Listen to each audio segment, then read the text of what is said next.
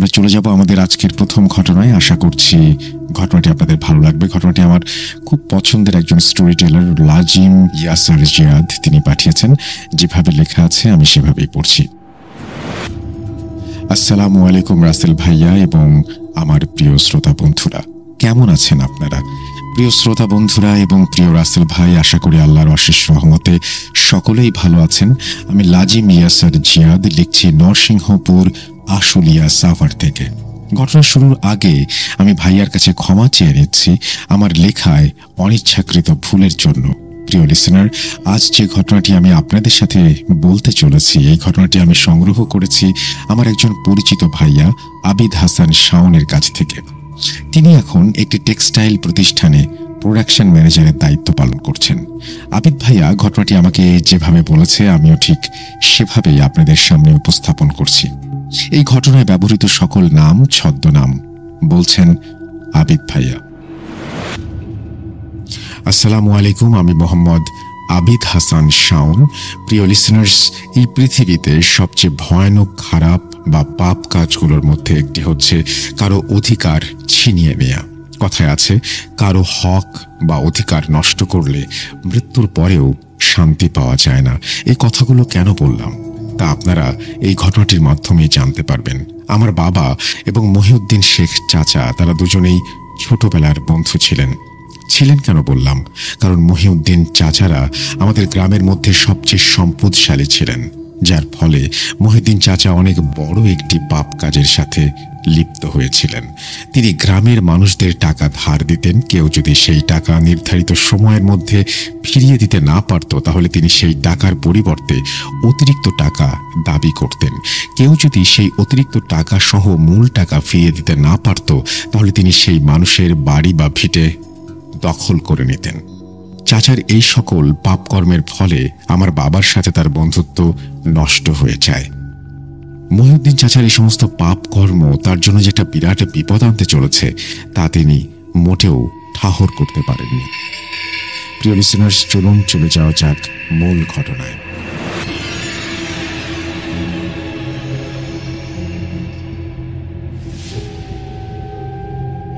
ঘটনার সূত্রপাত ঘটে 1989 সালে। মহিউদ্দিন চাচা এভাবেই আমাদের গ্রামের একজনকে 2 লক্ষ টাকা ধার দিয়েছিলেন। তার নাম মাহিম খান। আর আমাদের গ্রামের বাজারে বড় একটি মুদিখানার দোকান ছিল। এর পাশাপাশি তার আরো অনেক ব্যবসা ছিল। যাই হোক, সেই লোকটি তার ব্যবসায় অনেক বড় একটি ক্ষতির সম্মুখীন হন এবং তার যা কিছু ছিল তার সবকিছুই চলে যায়। এর ফলে নির্ধারিত সময়ে সেই টাকাটিও ফিরিয়ে দিতে পারেননি, যার ফলে সেই লোকটির একমাত্র সম্বল তার বাড়ি মহিউদ্দিন চাচা বেদখল করে নেন। সেই লোকটির পরিবার মহিউদ্দিন চাচার কাছে এসে অনেক আকুতি মিনতি করেন তার বাড়িটি ফিরিয়ে দেবার জন্য, কিন্তু মহিউদ্দিন চাচা তাদের একটি কথাও শোনেন না। মহিউদ্দিন চাচার বাড়ি এবং আমাদের বাড়ি পাশাপাশি ছিল, যার ফলে এ সকল বিষয় আমরাও দেখেছিলাম। এরপর সেই লোকের পরিবার নিরুপায় হয়ে চাচাদের বাড়ি থেকে চলে যান। যাবার আগে তারা বলে যান, আপনি যেভাবে আমাদের একমাত্র সম্বল বেদখল করলেন, এটার ফল আপনি ভোগ করবেন। আপনার এই সকল সম্পদ কোনো কিছুই আর থাকবে না, দেখে নিয়েন। আপনার পতন এখান থেকেই শুরু। এরপর সেই লোককে এবং তার পরিবারকে আর আমাদের গ্রামে দেখা যায়নি। এইসব ঘটনার পর অতিবাহিত হয়ে যায় বেশ কিছুদিন। একদিন হঠাৎ করে রাতে মহিউদ্দিন চাচার বাড়ি থেকে খবর আসে চাচা নাকি অনেক অসুস্থ, তার শুধু রক্ত বমি হচ্ছে। এই খবর পেয়ে আমি এবং বাবা মিলে চাচাদের বাড়িতে যাই। গিয়ে দেখি চাচা মেঝেতে বসে বমি করছেন। তার বমির সাথে পেটের ভেতর থেকে বেরিয়ে আসছে অসংখ্য পোকা। এভাবে একটা সময় তিনি আমাদের সকলের সামনেই নিজের শেষ নিঃশ্বাস ত্যাগ করেন। সাথে সাথে মহিউদ্দিন চাচাদের বাড়িতে নেমে আসে শোকের ছায়া। আমরা সকলেই মহিউদ্দিন চাচার মৃত্যুতে অনেক অবাক হয়ে গিয়েছিলাম। গতকাল রাতেও যাকে সুস্থ সবল দেখলাম, আজ রাতে হঠাৎ কিভাবে তিনি এতটা অসুস্থ হয়ে পড়লেন? মনে নানা ধরনের প্রশ্নের পাহাড় গড়ে উঠতে থাকে, কিন্তু কোনো প্রশ্নের উত্তর আমরা কেউ খুঁজে পাই না। মহিউদ্দিন চাচা তার স্ত্রীর কাছে বলে গিয়েছিলেন তার মৃত্যু হলে তাকে যেন কবর দেয়া হয় তার বাড়ির সামনের বাঁশ বাগানে। চাচার শেষ ইচ্ছে পূরণ হওয়ার জন্য আমরা সকলে মিলে সিদ্ধান্ত নিই পরদিন সকালে তাকে তার বাড়ির সামনে বাঁশ বাগানে কবর দেয়া হয়। কিন্তু সেদিন রাতে ঘটে আরেকটি ভয়ানক ঘটনা। মহিউদ্দিন চাচার লাশ যে ঘরে রাখা হয়েছিল, আমরা সকলেই সেখানে বসেছিলাম। হঠাৎ করেই সেই ঘর ভরে যায় ভয়ানক দুর্গন্ধে। দুর্গন্ধের উৎস খুঁজতে গিয়ে আমরা দেখি চাচার লাশ থেকে এমন ভয়ানক দুর্গন্ধ আসছে। লাশের কি হলো সেটা দেখার জন্য আমরা যখন লাশটির মুখ থেকে কাপড় সরিয়েছি, আমরা যা দেখতে পাই তা দেখার জন্য আমরা মোটেও প্রস্তুত ছিলাম না। আমরা দেখি চাচার লাশ ভয়ানকভাবে পচে গলে গিয়েছে, চাচার মুখের ভেতর থেকে পোকা বেরিয়ে আসছে। এসব দেখে আমরা খুব ভয় পেয়ে যাই। আমরা কেউ এই বিষয়টি মেনে নিতে পারছিলাম না। কিভাবে 2-3 ঘন্টা আগে মৃত্যু বরণ করা একটি শরীর এভাবে পচে গলে যেতে পারে। আমরা নিরুপায় হয়ে শুধু সকাল হওয়ার অপেক্ষা করতে থাকি। এরপর আমরা ফজরের আজান হলে মসজিদে গিয়ে সালাত আদায় করে আমাদের মসজিদের ইমাম সাহেবকে চাচার গোসল এবং জানাজা দেওয়ার জন্য নিয়ে আসি। আমরা আগে কিছু লোকদের কবর খুলে রাখতে বলেছিলাম। তারা কাকার বাড়ির সামনের বাঁশ বাগানে কবর খুলে রেখেছিলেন। হুজুর বাড়িতে এসে যখন চাচার লাশটি দেখেন, তিনিও ভয় পেয়ে যান। তিনি লাশের গোসল দিতে পারবেন না বলে জানিয়ে দেন। এরপর তিনি আমাদের আকুতি মিনতিতে রাজি হন এবং তিনি চাচার লাশের গোসল দেন। এরপর আমরা সবাই চাচাকে কবরে সমাহিত করার জন্য সেই বাঁশ বাগানে যাই। চাচার জানাজা সম্পূর্ণ করার পর যখন আমরা সকলে মিলে চাচাকে কবরে নামাতে যাব, এমন সময় ঘটে আরো একটি ভয়ানক ঘটনা। হঠাৎ করেই সকলের সামনেই সেই কবরের নিচ থেকে ভেদ করে বেরিয়ে আসতে থাকে অসংখ্য অদ্ভুত ধরনের পোকা। এমন পোকা আমি আগে কখনো দেখিনি। যাই হোক, এসব দৃশ্য দেখে আমরা সবাই সেই কবরটি মাটি দিয়ে ভরাট করে দেই এবং অন্য আরেক পাশে আবার কবর খুঁড়ি। এরপর চাচাকে সেই কবরটিতে কোনো বাধা বিপত্তি ছাড়াই সমাহিত করা হয়। এভাবে অল্প সময়ে লাশ পচে গলে যাওয়া এবং কবরের ভেতর থেকে অসংখ্য অদ্ভুত ধরনের পোকা বেরিয়ে আসা, এই সকল ঘটনা আমাদের মনকে নাড়া দিয়েছিল। কেন এমনটা হলো? এই সব ঘটনার পেছনে কারণ কি? আশেপাশের মানুষজন যারা চাচার জানাজায় এসেছিলেন, তারা সকলেই বলাবলি করতে থাকলেন এই সব বিষয় নিয়ে। এমন সময় হঠাৎ ঘটে এক ভয়ানক ঘটনা। হঠাৎ করে চাচার কবরের আশেপাশের মাটি ভূমিকম্পের মতো কেঁপে উঠতে থাকে এবং আমরা সকলেই দেখতে পাই কবরের ভেতর থেকে ধোঁয়ার মতো কিছু একটা বেরিয়ে আসছে। এই সকল দৃশ্য দেখে উপস্থিত আমরা সকলেই অনেকে ভয় পেয়ে যাই। এর মধ্যে হুজুর বলে ওঠেন, মহিউদ্দিন ভাইয়ের মৃত্যু মোটেও স্বাভাবিকভাবে হয়নি, অনেক খারাপ কিছু একটা হয়েছে, না হলে এতগুলো অস্বাভাবিক ঘটনা কেন ঘটবে? প্রায় মিনিট 5 মধ্যে কবরের ভূমিকম্পন থেমে গিয়েছিল। সেখান থেকে কালো ধোঁয়ার মতো কিছু একটা বেরিয়ে এসেছিল। হঠাৎ করে আবার সবকিছু স্বাভাবিক হয়ে গিয়েছিল। এরপর আমরা সকলেই আল্লাহর কাছে দোয়া করে সেখান থেকে চলে আসি। এসব ঘটনার পর অতিবাহিত হয়ে যায় প্রায় 1 মাস। এই 1 মাসের মধ্যে আর কোনো অস্বাভাবিক ঘটনা ঘটেনি। প্রিয় লিসেনার্স, কি ভাবছেন ঘটনা এখানেই শেষ? না, একদমই না। কেবল তো ঘটনার ভয়াবহতা শুরু। শুনতে থাকুন ধৈর্য ধরে। চাচা মারা যাবার 1 মাসের মধ্যে অন্য কোনো অস্বাভাবিক ঘটনা ঘটেনি। এই বিষয়টি আমরা একান্ত ধরে নিয়েছিলাম, কারণ চাচা মারা যাবার পর চাচার 15 বছর বয়সী ছেলে, 4 বছর বয়সী মেয়ে এবং তাদের স্ত্রী, তারা 3 জন হয়ে যান তাদের পুরো বাড়িতে একা। এর জন্য মহিউদ্দিন চাচার স্ত্রী তার ছেলে মেয়েকে নিয়ে চলে যান তার বাবার বাড়িতে, যার ফলে আমরা তাদের সাথে আর যোগাযোগ করতে পারছিলাম না। যাই হোক, একদিন হঠাৎ করে প্রায় বিকেল 4টা নাগাদ মহিউদ্দিন চাচার স্ত্রী তার ছেলে মেয়েদের নিয়ে তাদের বাড়িতে চলে আসেন। ওই দিন বিকেলেই আমার মা তাদের বাড়িতে যান তাদের খোঁজ খবর নিতে। মা ফিরে এসে আমাদের জানান, মহিউদ্দিন চাচার ছেলে রিজভি এবং তার মেয়ে রুমি, তারা দুজনেই অনেক অসুস্থ। তাদের প্রায় 10 দিন যাবৎ অনেক জ্বর এসেছে। কোনো কিছু করেই তাদের জ্বর ভালো হচ্ছে না। এসব শুনে বাবা এবং আমি চাচাদের বাসায় যাই রিজভি এবং রুমিকে দেখার জন্য। তাদের বাসায় গিয়ে আমরা দেখি চাচার স্ত্রী খাটের পাশে বসে রিজভির মাথায় পানি ঢালছেন। রুমি পাশে শুয়ে আছে। চাচার স্ত্রী আমাদের দেখে আমার বাবাকে উদ্দেশ্য করে বলতে শুরু করেন, ভাইজান, রিজভি ওর বাবা মারা যাবার 20 দিন পর থেকে প্রায় প্রতিদিন রাতে একটা স্বপ্ন দেখে। ওর প্রায় 10 দিন যাবৎ এমন জ্বর। রিজভির পাশাপাশি রুমিরও অনেক জ্বর। আমি অনেক ডাক্তার দেখিয়েছি, অনেক কবিরাজ দেখিয়েছি, কিন্তু তারা কোনো কিছুই করতে পারছে না, বলতে পারছে না। এই বলে চাচি কান্নায় ভেঙে পড়েন। এরপর বাবা রিজভিকে জিজ্ঞেস করেন সে স্বপ্নে কি দেখেছে। রিজভি কাঁপা কাঁপা গলায় বলতে শুরু করে, আমি স্বপ্নে দেখি 3টি কালো অবয়ব, তাদের সারা শরীর কুকুরের মতো লোম দিয়ে ঢাকা। তারা দেখতেও কুকুরের মতোই, কিন্তু তারা মানুষের মতো দাঁড়িয়ে থাকে।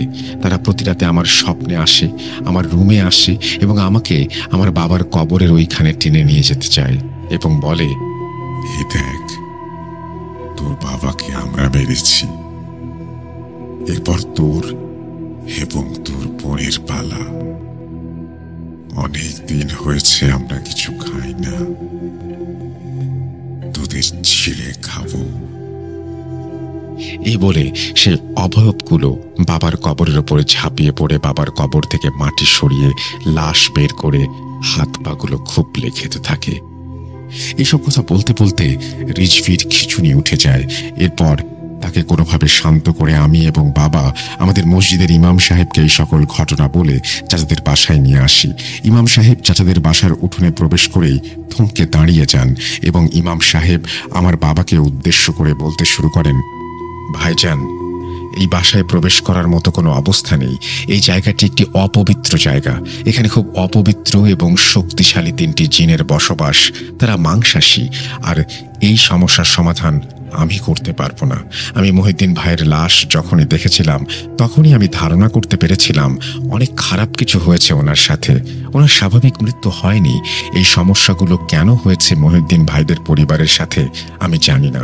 ভাইজান, আপনি চিন্তা করবেন না, আমি আমার ওস্তাদের কাছে যাচ্ছি। এই সমস্যার সমাধান তিনি দিতে পারবেন। আমি আমার ওস্তাদকে নিয়ে আসছি সন্ধ্যায়। এরপর হুজুর তার কথা মতো ওস্তাদকে নিয়ে মহিউদ্দিন চাচার বাসায় আসেন। এরপর বড় হুজুর, যিনি আমাদের মসজিদের ইমাম সাহেবের ওস্তাদজি, উনি চাচাদের পুরো বাড়িটি প্রথমে ঘুরে দেখেন। এরপর তিনি রিজভি এবং রুমিকে দেখেন। দেখা শেষ হলে বড় হুজুর সেদিন কোনো কথা না বলেই চলে যান।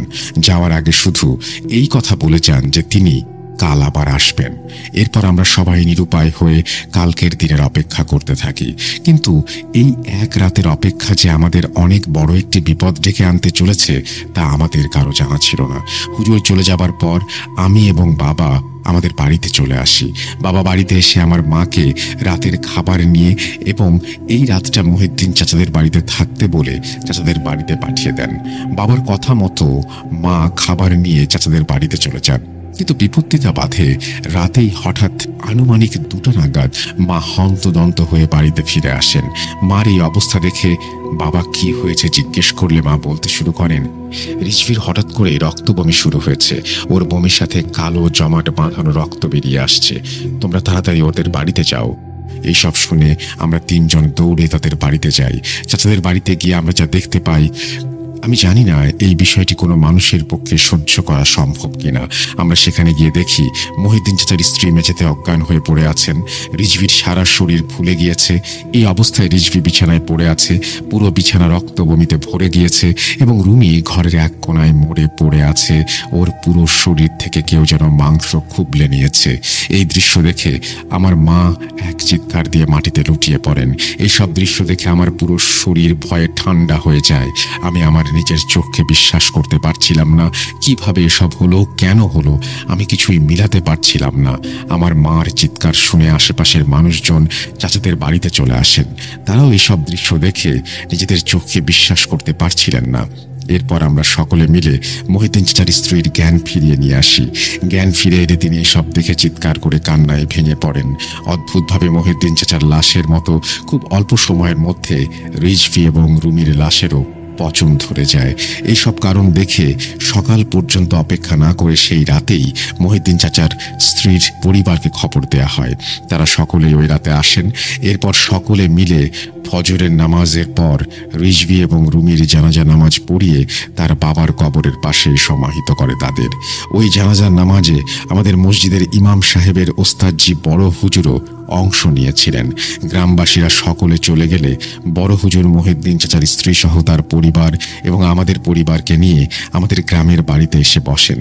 এরপর তিনি আমাদের সকলের উদ্দেশ্যে বলতে শুরু করেন, মানুষের জীবন খুবই ক্ষণস্থায়ী। পৃথিবীর মায়ায় পড়ে মানুষ সবসময় ভুলে যায়। মহিউদ্দিন ভাইকে আল্লাহ তাআলা কম দিয়েছিলেন না। এরপর তিনি মানুষের হক এভাবে নষ্ট করেছেন, মানুষের মনে এভাবে কষ্ট দিয়েছেন। তার ভুল আজ তার পুরো পরিবারকে ধ্বংস করে দিল। আমার ছাত্র গতকাল আমাকে মহিউদ্দিন ভাইয়ের পরিবারের সাথে ঘটে যাওয়া সকল ঘটনা বলেছিল এবং আমাকে তাদের বাড়িতে নিয়ে এসেছিল। আমার ছাত্রের কাছ থেকে সব ঘটনা শুনে আমি আমার ছাত্র জিনদের মহিউদ্দিন ভাইয়ের পরিবারের সাথে কেন এমন হচ্ছে জিজ্ঞেস করি। আমি তাদেরকে জানাতে বলি এবং মহিউদ্দিন ভাইয়ের বাড়িতে চলে আসি। মহিউদ্দিন ভাইয়ের বাড়িতে এসে দেখি এই বাড়িতে 3টি ভয়াবহ জিনের বসবাস, কিন্তু এই জিনগুলো এখানে কেন এসেছে আমি কিছুই বুঝতে পারলাম না। এর জন্য আমি মহিউদ্দিন ভাইয়ের বাড়ি থেকে চলে আসি কোনো কিছু না বলেই। ওই রাতে এশার নামাজের পর আমার ছাত্র জিনরা আমাকে জানায় মহিউদ্দিন ভাইয়ের বাসায় সেই 3 জন জিন নিজে থেকে আসেনি, তাদের এখানে পাঠানো হয়েছে মহিউদ্দিন ভাই এবং তার 2 সন্তানকে মেরে ফেলার জন্য। মহিউদ্দিন ভাইয়ের ওপর এবং তার 2 সন্তানের ওপর এক ভয়ানক কালজাদু করা হয়েছিল এবং তাদের মেরে ফেলার জন্যই এই ভয়ানক জিনদের চালান করা হয়েছিল। এই 3 জন জিনই মহিউদ্দিন ভাই এবং তার সন্তানদের মেরেছে। এই কালো জাদুর জন্যই এসব ঘটেছে। এই কালো জাদুটি করিয়েছিলেন মহিম নামের এক ব্যক্তি। মহিউদ্দিন ভাই তার অনেক বড় একটি ক্ষতি করেছিলেন। তার একমাত্র সম্বল তার বাড়ি মহিউদ্দিন ভাই তার কাছ থেকে ছিনিয়ে নিয়েছিলেন। এই ক্ষোভেই সেই ব্যক্তি এই কালো জাদু করেছিল। হুজুরের এসব কথা শুনে আমরা সকলে কান্নায় ভেঙে পড়ি। মহিউদ্দিন চাচার স্ত্রীও চিৎকার দিয়ে কান্নায় ভেঙে পড়েন। কিন্তু এখন কি আর করার, যা হবার তা তো হয়েই গেছে। মহিউদ্দিন চাচাকে আল্লাহ যেন মাফ করেন এবং তিনি সহ তার 2 সন্তানের আত্মার যেন শান্তি হয়।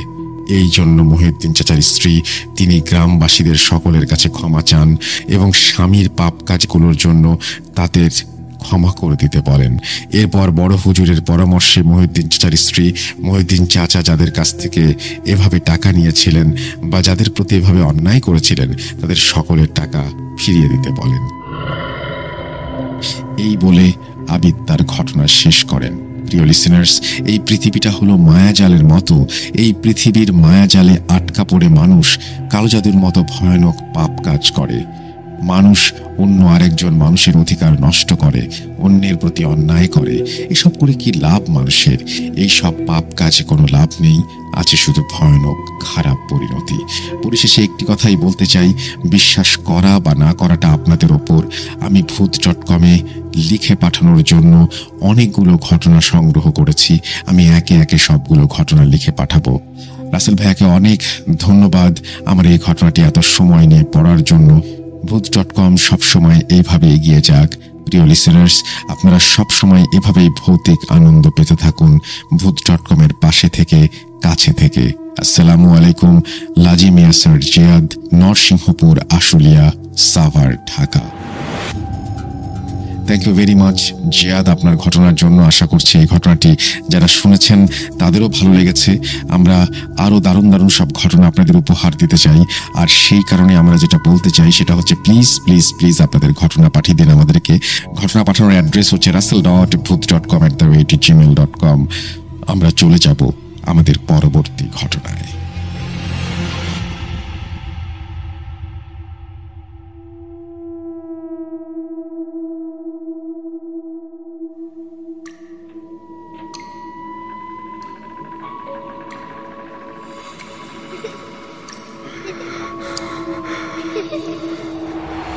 লুকোচুরি খেলবে? লুকোচুরি? তুমি লুকাও, আমি ঠিকই তোমাকে খুঁজে পাবো।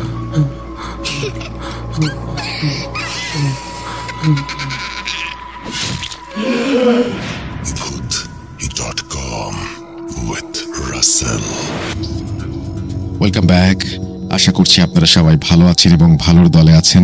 আজকের এই এপিসোডটিও আমার কাছে স্পেশাল, কারণ সব এপিসোডই আমি আপনাদের ভালো লাগার জন্যই তৈরি করি এবং সব এপিসোড, প্রত্যেকটা এপিসোডই আমার কাছে অনেক অনেক অনেক বেশি স্পেশাল। আমরা চলে যাব আমাদের পরবর্তী ঘটনায়, তবে তার আগে আরও একবার মনে করিয়ে দিই, আমাদের ইমেল অ্যাড্রেস হচ্ছে russell.booth.com@gmail.com। আপনার নাম, ঠিকানা এবং ফোন নাম্বার সহ আপনার জীবনে ঘটে যাওয়া সেরা ঘটনা লিখে পাঠিয়ে দিন আমাদেরকে। ঘটনার শুরুতে অবশ্যই উল্লেখ করুন ঘটনাটি আপনি স্টুডিওতে এসে শেয়ার করতে চান, নাকি আপনি চান আপনার ঘটনা আমরা পড়ে শোনাই। আমরা চলে যাচ্ছি আমাদের পরবর্তী ঘটনায়। আসসালামু আলাইকুম রাসেল ভাই, আশা করি ভালো আছেন, কারণ আপনি সবসময় ভালোর দলে। আমার নাম শুভ, বাড়ি নাটোর জেলার সিংড়া উপজেলায়। আপনি ঘটনাটি পড়ে শোনাবেন। ঘটনাটি আমার এক বন্ধুর কাছ থেকে শোনা, তার ভাষাতেই বলছি। অফিস ছুটির দিনগুলোতে সবসময়ই আমি একটু বেলা করে ঘুম থেকে উঠি, কিন্তু আজকে একটু তাড়াতাড়ি ঘুম ভেঙে গেল। ঘুম ভাঙতেই দরজায় নক করার আওয়াজ শুনতে পাচ্ছিলাম। দরজা খুলতেই দেখি আমাদের ঘরের কাজের বুয়া দাঁড়িয়ে আছে। বুয়াকে বললাম, আজকে আর সকালবেলায় নাস্তা বানাতে হবে না, আমি বাইরেই নাস্তা করব, আপনি শুধু 12টার দিকে এসে দুপুরে রান্নাটা করে দিয়েন। এরপর বুয়া চলে যান। আমি ফ্রেশ হয়ে বাইরে বের হলাম নাস্তা করার জন্য। তারপর একটা হোটেলে নাস্তা শেষ করলাম, একটা চায়ের দোকানে গিয়ে বসলাম। চায়ের দোকানে বসে চায়ের কাপে চুমুক দিতেই পাশে একটা লোকের কিছু কথা শুনতে পেলাম। তিনি বলছিলেন, মিয়া তোমরা আর জীবনে কি ভূত দেখেছ? আমার মতো সামনে থেকে ভূত দেখলে মরে যেতা। তার কথা শুনে অনেকটা আগ্রহ নিয়ে তার পাশে গিয়ে বসলাম। জিজ্ঞেস করলাম, আপনার ভূত দেখার সম্পর্কে কোনো কাহিনী বলা যাবে? তিনি বললেন, কেন বলা যাবে না, অবশ্যই বলা যাবে। তারপর তিনি বলতে শুরু করলেন,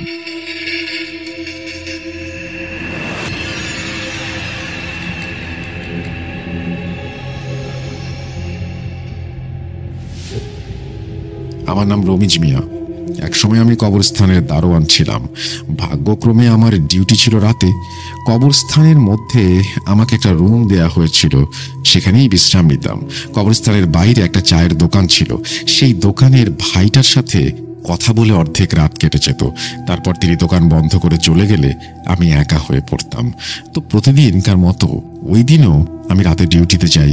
কবরস্থানের সামনে গিয়ে খাবারের বাটিটা ঘরের ভেতরে রেখে চায়ের দোকানে গিয়ে বসলাম। দোকানদারের সাথে কথা বলতে বলতে রাত প্রায় 2টা বেজে গেল। এরপর তিনি দোকান বন্ধ করে চলে গেল। এরপর কবরস্থানে শুধু আমি একা। কবরস্থানের ভেতরে নিয়ম মাফিক একবার পায়চারি করে নিলাম। তারপর রুমে এসে বিশ্রাম নিচ্ছিলাম। রুমের জানলা দিয়ে দেখলাম দূর থেকে কিছু একটা আলো দেখা যাচ্ছে। আলোর দিশাটা কাছে আসতেই দেখলাম গোটা কয়েকজন মানুষ কাঁধে করে একটা লাশ নিয়ে আসছে।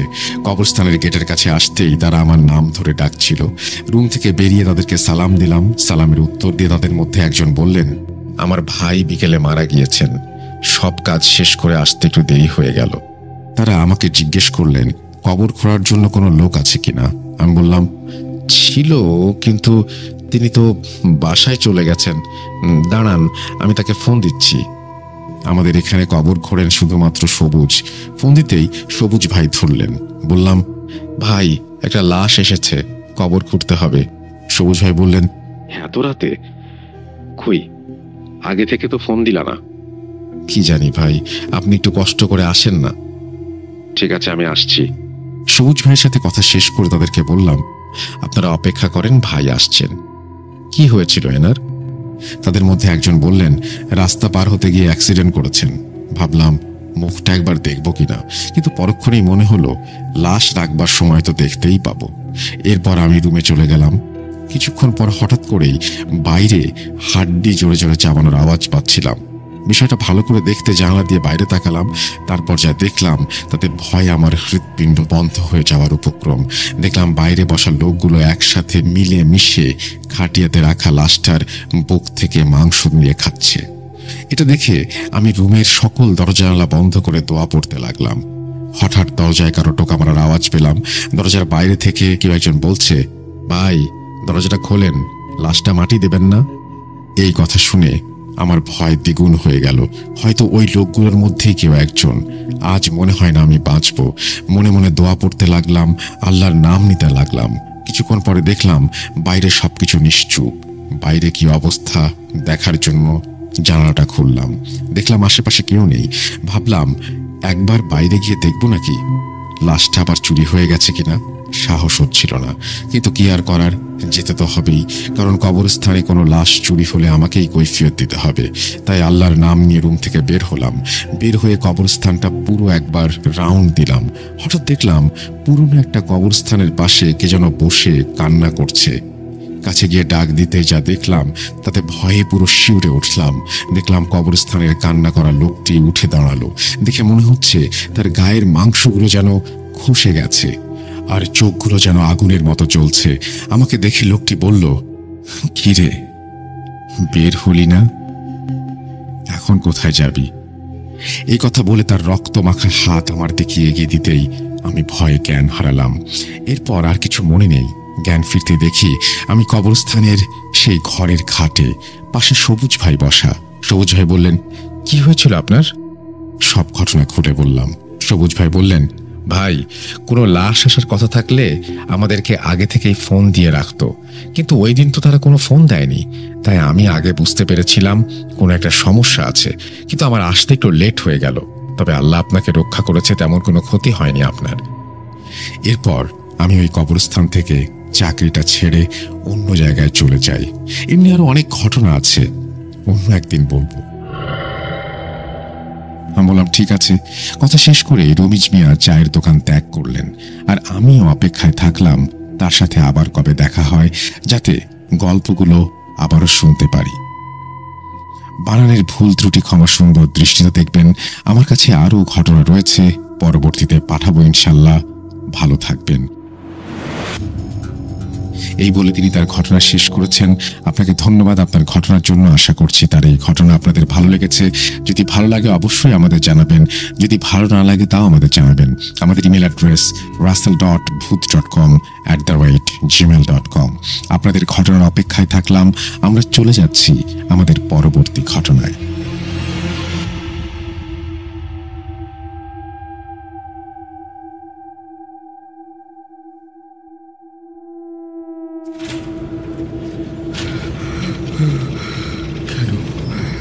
কেন তুমি আসো?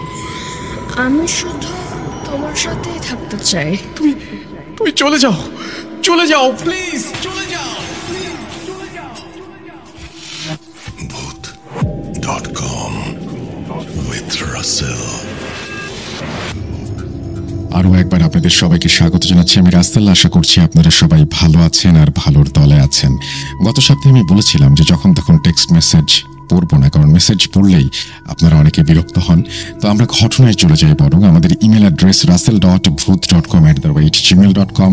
আপনার নাম, ঠিকানা এবং ফোন নাম্বার সহ আপনার জীবনে ঘটে যাওয়া সেরা ঘটনাটি পাঠিয়ে দিতে হবে আমাদের। ঘটনার শুরুতে অবশ্যই উল্লেখ করুন ঘটনাটি আপনি স্টুডিওতে এসে শেয়ার করতে চান, নাকি আপনি চান আপনার ঘটনা আমরা পড়ে শোনাই। আপনাদের ঘটনার অপেক্ষায় থাকলাম। আমাদের ফেসবুক পেজ হচ্ছে www.facebook.com/russell.স্বাধীন। সেখানে এসেও আমাদের সাথে আপনারা কানেক্টেড থাকতে পারেন। আমাদের ইউটিউব চ্যানেল সাবস্ক্রাইব করতে পারেন। সেখানেও আপনারা আপনাদের পছন্দ অপছন্দের সব কথা জানিয়ে দিতে পারেন। ফেব্রুয়ারি মাস আসছে সামনে। ভূত.com আরও একটি বছর পার করবে, যদিও এখনো বেশ কয়েক মাস বাকি। তারও আগে ভূত.com-এর 200তম এপিসোড হয়ে যাবে। আজকে 198তম এপিসোড চলছে। সুতরাং 200তম এপিসোডে যেহেতু দেরি নেই, কারা কারা ঘটনা দেবেন এবং কি বিষয়ে সেই ঘটনাগুলো দেবেন সেই বিষয়টা আমাদের একটু জানিয়ে দেবেন প্লিজ। আমরা প্রতি বছর হ্যালোউইন পালন করি বেশ জমজমাট করে, পালন করি আমাদেরকে বিভিন্ন জন ইনভাইট করে। আর এবার তো আমরা ডাক পেলাম টরন্টো থেকে। আমরা এরপরে অসংখ্য ইমেল পাচ্ছি বিভিন্ন জায়গা থেকেই আমাদেরকে শো করতে বলা হচ্ছে, কারণ বিভিন্ন জায়গাতে আমাদের বাংলাদেশি ভাই বোনেরা আছেন। আমরা সত্যিই তাদের কাছে পৌঁছে যেতে চাই এবং আমরা চাইবো যে খুব দ্রুতই তাদের সাথে যোগাযোগ করতে এবং তাদের সঙ্গে গিয়ে আমাদের ভূত.com-এর ঘটনাগুলো শেয়ার করতে। আমরা চলে যাব আমাদের পরবর্তী ঘটনায়। আসসালামু আলাইকুম রাসেল ভাই। ওয়ালাইকুম সালাম। নিশ্চয়ই ভালো আছেন। আমি আপনাকে আজ একটি ছাত্রী হোস্টেলে প্রতিনিয়ত ঘটে যাওয়া কিছু বিচ্ছিন্ন ঘটনা ক্রমিক আকারে বর্ণনা করব। এই হোস্টেল সিলেট শহরের একটি মেডিকেল কলেজের ভবন। ভবনের বেসিক কিছু বর্ণনা দিতে হয় ঘটনা বোঝার স্বার্থে। ভবনটি 10 তলা বিশিষ্ট এবং নিচের কয়েক তলায় মেডিকেল কলেজের অংশবিশেষ পরিচালিত হয়। বিভিন্ন ল্যাব সহ পাঠদানে সংশ্লিষ্ট কার্যক্রম পরিচালিত হয়। উপরের কয়েক তলা জুড়ে শুধুমাত্র ছাত্রীদের আবাসনের ব্যবস্থা রয়েছে, ছাত্রদের ভবন আলাদা। আমার আজকের ঘটনাগুলি ছাত্রীদের হোস্টেল কেন্দ্রিক। ঘটনাগুলি আমার বান্ধবীর কাছ থেকে পেয়েছি, তিনি একই হোস্টেলে অধ্যয়নরত।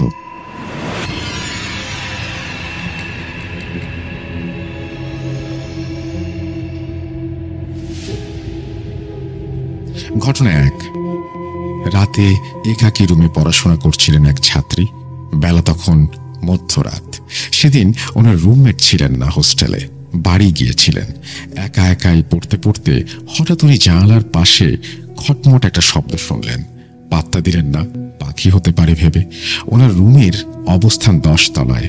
এখানে অন্য কিছু যেমন চোর ভাবাটা বরং অস্বাভাবিক, কারণ কোনো পাইপ নেই যে সেটা বেয়ে উঠবে। আবারও পড়ায় মনোযোগ দিলেন। কিছুক্ষণ পর লক্ষ্য করলেন জানালার থাই গ্লাস ধীরে ধীরে সরে যাচ্ছে একটু একটু করে। আওয়াজও পাচ্ছেন। ফ্রিজ হয়ে গেলেন মুহূর্তের মধ্যে। এক দৃষ্টিতে তাকিয়ে বোঝার চেষ্টা করছেন, কিন্তু কোনো সম্ভাব্য যুক্তি মাথায় টিকছিল না। আরো কিছুক্ষণ গেল, জানালা বন্ধ ততক্ষণে, কিন্তু উনি তখনও তাকিয়ে বোঝার চেষ্টা করছেন যে কেন এমন হলো। পরক্ষণে ঘটে গেল বুক কাঁপানো একটি বিষয়। কেউ ওই পাশ থেকে হাত দিয়ে পর্দাটি সরানোর চেষ্টা করছে। আতঙ্কে তিনি জমে গেলেন। হাত দেখা গেল না, কিন্তু হাতের অবয়ব বোঝা গেল পর্দার ওপাশ থেকে। পর্দাও সরে গেল, কিন্তু আর কোনো অ্যাক্টিভিটি নেই। কিছুক্ষণ অপেক্ষা করতেই কিছুটা স্বাভাবিক হয়ে এলেন তিনি। সাহসও ফিরে এসেছে মোটামুটি। তীব্র কৌতূহল হলো কি আছে ওই পাশে দেখার জন্য। 1 পা 2 পা করে জানালার দিকে এগিয়ে গেলেন। কিছুই দেখা যাচ্ছে না। একেবারে কাছে গিয়ে যখন চোখ চারপাশে ঘোরালেন, তখনই চোখে পড়ল জানালার পাশে ভেসে থাকা সাদাটে একটি অবয়ব। নিজেকে আর ধরে রাখতে পারলেন না, বেশিক্ষণ তাকাতেও পারলেন না। আতঙ্কে দৌড়ে বেরিয়ে এলেন রুম থেকে। সে রাত অন্য একটি রুমেই কাটালেন অন্যদের সাথে। নিজ রুমে ফেরার সাহস হয়ে ওঠেনি। পরবর্তীতে অনেকের মধ্যে জানাজানি হয়ে যায় ঘটনাটি। ঘটনা 2। ছাত্রী হোস্টেলে কোনো পুরুষ থাকে না। গার্ড সহ পরিচারিকা সবাই মহিলা। কর্তৃপক্ষের কোনো পুরুষ যদি কোনো কাজে আসেন, সেক্ষেত্রে সর্বক্ষণ একজন মহিলা গার্ড থাকে সঙ্গে। নিয়ম এমনই সেখানে। মহিলা গার্ড এবং পরিচারিকাদের খালা ডাকা হয়। খালাদের থাকা এবং পোশাক পরিবর্তনের জন্য রুম রয়েছে। এক রাতে এক খালা তার শিশুকে নিয়ে শুয়েছিলেন। হঠাৎ মধ্যরাতের দিকে ওনার ঘুম ভেঙে যায় মূলত ধমকে। হেই হেই, ওঠ ওঠ। বাজ খাই পুরুষ কণ্ঠে এমন ধমকে ওনার ঘুম ভেঙে যায়। ধরফর করে উঠে দেখেন কোথাও কেউ নেই, একাকী রুম।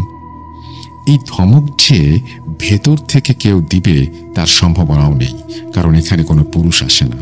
বহুতল ভবনের ওপরে বাইর থেকেও আওয়াজ পৌঁছানোর কোনো কারণ নেই।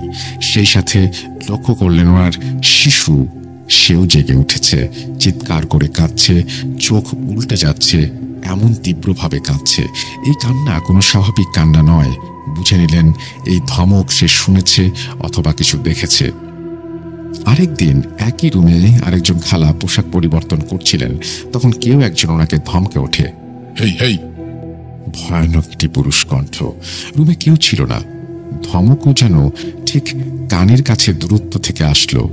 তিনি ভয় পেয়ে এলোমেলো অবস্থায় রুম থেকে দৌড়ে পালান। অথচ এখানে কোনো পুরুষের আসার সম্ভাবনাই নেই, যেখানে বাইরে থেকেও আওয়াজ পৌঁছায় না। ঘটনাগুলি পরবর্তীতে হোস্টেলে জানাজানি হয়ে যায়। এর কোনো সমাধান বা ব্যাখ্যা পাওয়া যায়নি। ঘটনা 3। হোস্টেলে ওঠানামার জন্য লিফট ব্যবহার করা হয় সাধারণত। এক রাতে আনুমানিক 10টা-11টার দিকে একজন ইন্টার্ন ডক্টর লিফটে চড়েন ওপরে উঠবেন বলে। তৎকালীন সময়ে তিনি অন্তঃসত্ত্বা ছিলেন। লিফটে উনি ব্যতীত আর কেউ ছিল না। 8 তলায় বোতাম টেপার পর উঠতে শুরু করলো লিফট, কিন্তু 3 তলায় এসে থেমে গেল। উল্লেখ্য যে 3 তলায় অ্যানাটমি ল্যাব। এই ল্যাবে সকাল দুপুর কাজ হয়, তারপর এই ফ্লোর জনমানবহীন থাকে, এখানে কারো কোনো কাজ থাকে না। লিফটের দরজা যথারীতি খুলে যায়, উনি কাউকেই দেখেন না, সম্পূর্ণ ফ্লোর খা খা করছে। সেই মুহূর্তে একটি দমকা ঠান্ডা বাতাস এসে লিফটে ঢোকে, ওনার শরীরে লাগে। স্বাভাবিক বাতাস লাগার মতো করে অনুভূতি হয়নি, কেউ যেন ওনার শরীর আড়ষ্ট করে ফেলেছে, জমে যাচ্ছিল, নড়তে পারছিলেন না তিনি। কিছুক্ষণ পর লিফটের দরজা লেগে যায়, ওপরে উঠতে শুরু করেন তিনি। ওনার এই অনুভূতিতেও ভাঙন পড়ে, স্বাভাবিক হয়ে যান সময় নিয়ে। কেটে যায় আরও একটি দিন, কেটে যায় এক হৃদয় বিতরক ঘটনা। অজানা কারণে ওনার মিসক্যারেজ হয়ে যায়। কি মনে প্রশ্ন জাগছে যে এখানে ভৌতিক বা অদ্ভুত ঘটনা কেন ঘটছে, কিভাবে হলো? লিফটে বাতাস লাগার সাথে মিসক্যারেজ হয়ে যাওয়ার লিঙ্ক কোথায়? তাহলে আরো একটু শুনতে হবে। এর অনেক দিন পর অন্য একটি রাতে একজন খালা ওপরে ওঠার জন্য লিফটে চড়েন। কাকতালীয়ভাবে উনিও লিফটে একা ছিলেন এবং তিনিও অন্তঃসত্ত্বা ছিলেন। লিফট উঠতে শুরু করলো এবং অদ্ভুত কারণে তিনতলায় এসে থেমে গেল। দরজা খুলে কাউকে দেখতে পেলেন না তিনি।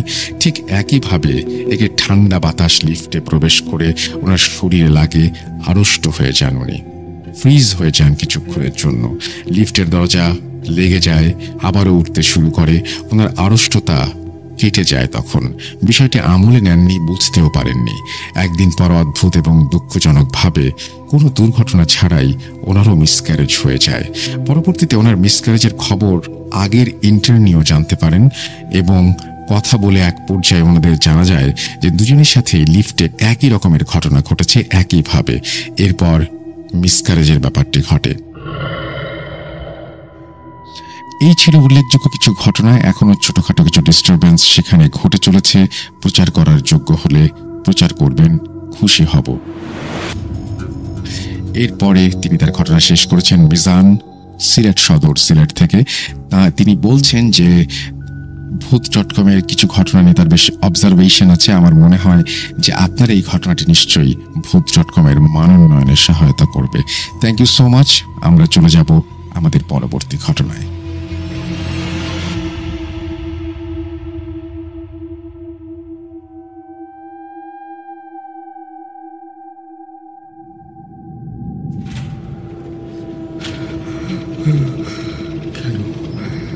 কেন তুমি আসো? আমি শুধু তোমার সাথেই থাকতে চাই। কিভাবে সম্ভব? মৃতদের এই পৃথিবীতে থাকতে নেই। তুমি তুমি চলে যাও, চলে যাও, প্লিজ চলে যাও। সবটাই কি ইলুশন, নাকি অন্য জগতের কেউ কখনো হাজির হয়ে যায় চোখের পলকে? ভূত.com with Russell। যেভাবে লেখা আছে আমি সেভাবে শুরু করব ঘটনাটি। আরো একবার আপনাদের স্বাগত জানাচ্ছি, আমি রাসেল। আশা করছি আপনারা সবাই ভালো আছেন এবং ভালোর দলে আছেন। তো আমাকে এই ঘটনাটি পাঠিয়েছেন নিলয়। তিনি লিখছেন, রাসেল ভাই, আমার নাম নিলয়, আমি ঢাকা দোহার থেকে বলছি। এর আগে আমার জীবনে ঘটে যাওয়া প্রথম ঘটনাটি পাঠিয়েছিলাম, সেটি সিলেক্টেড হয়েছে কিনা জানি না।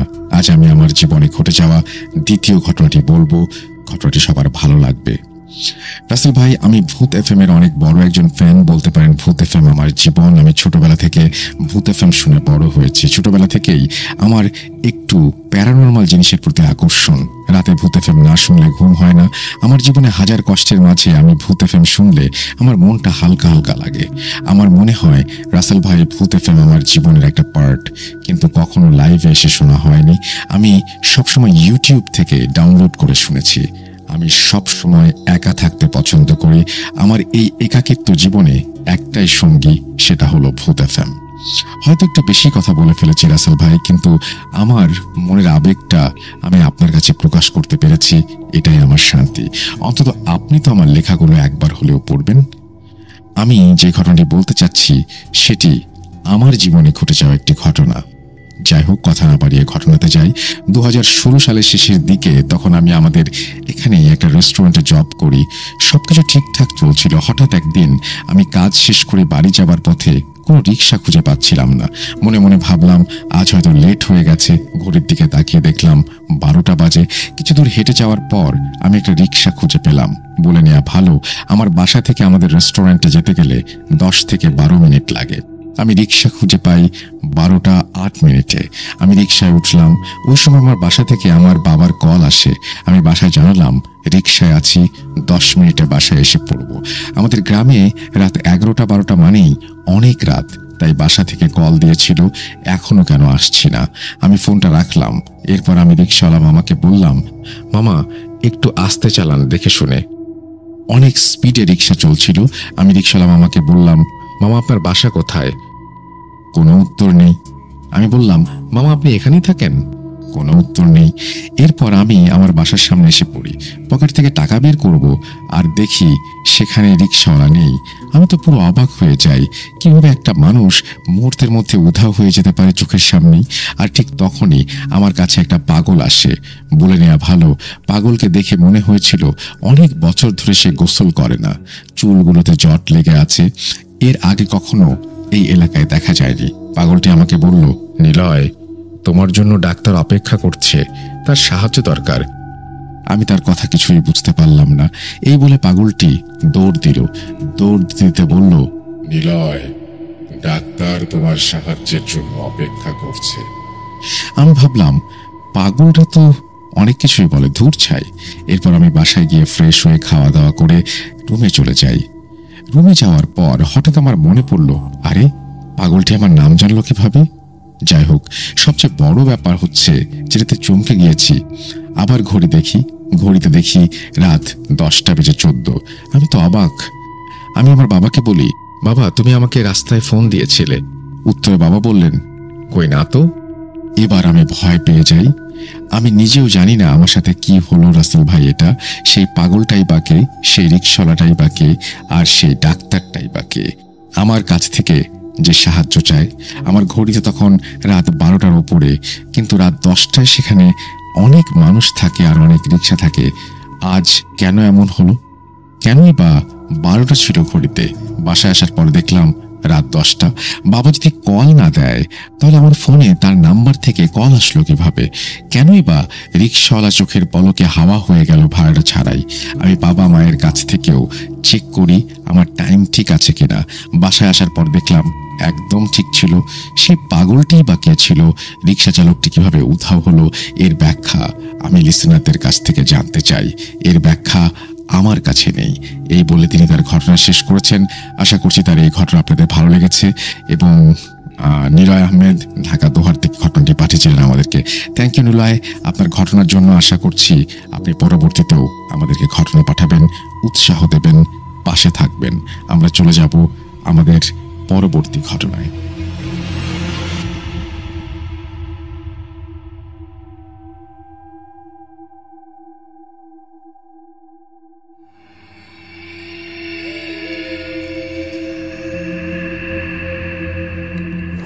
Bhoot.com with Russell.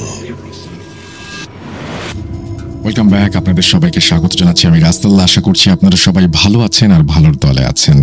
আমাদের অডিও ক্লিপ এখন শোনার পালা, কারণ বেশ কিছু আমরা ইমেল শুনলাম, এবার অডিও ক্লিপ শোনার পালা। আপনি আপনার অডিও ক্লিপ পাঠিয়ে দিন আমাদের ইমেল অ্যাড্রেস russell.booth.com@gmail.com এই অ্যাড্রেসে। আমরা চলে যাচ্ছি আমাদের প্রথম অডিও ক্লিপের ঘটনায়। আসসালামু আলাইকুম রহমতুল্লাহ। রাসেল ভাই, আপনি কেমন আছেন? আমি জানি আপনি সবসময় ভালো থাকেন এবং সবসময় ভালোর দলে। রাসেল ভাই, আমার নাম ফারুজ এম। আমি নোয়াখালী বেগমগঞ্জ থানার গণিপুর নামক গ্রামে আমার বাড়ি।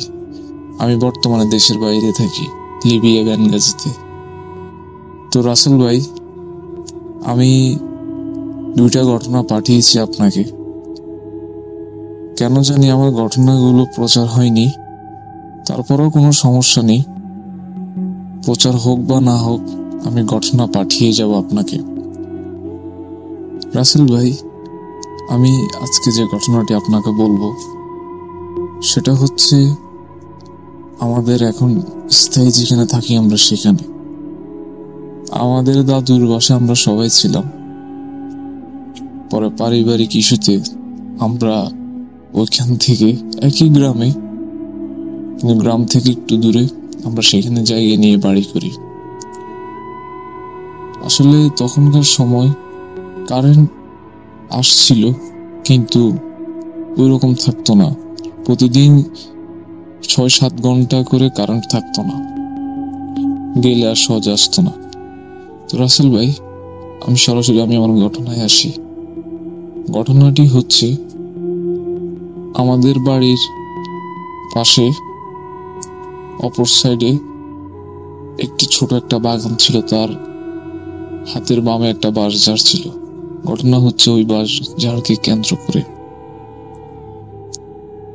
সবাই ওই বাঁশঝাড়ে ভয় পেত, সকাল সন্ধ্যা সবাই। রাসেল ভাই, আমার কিছু কাজিন একদিন সন্ধ্যাবেলায় বেড়াতে যাচ্ছিল তাদের নানাদের বাড়িতে ভ্যান গাড়িতে করে।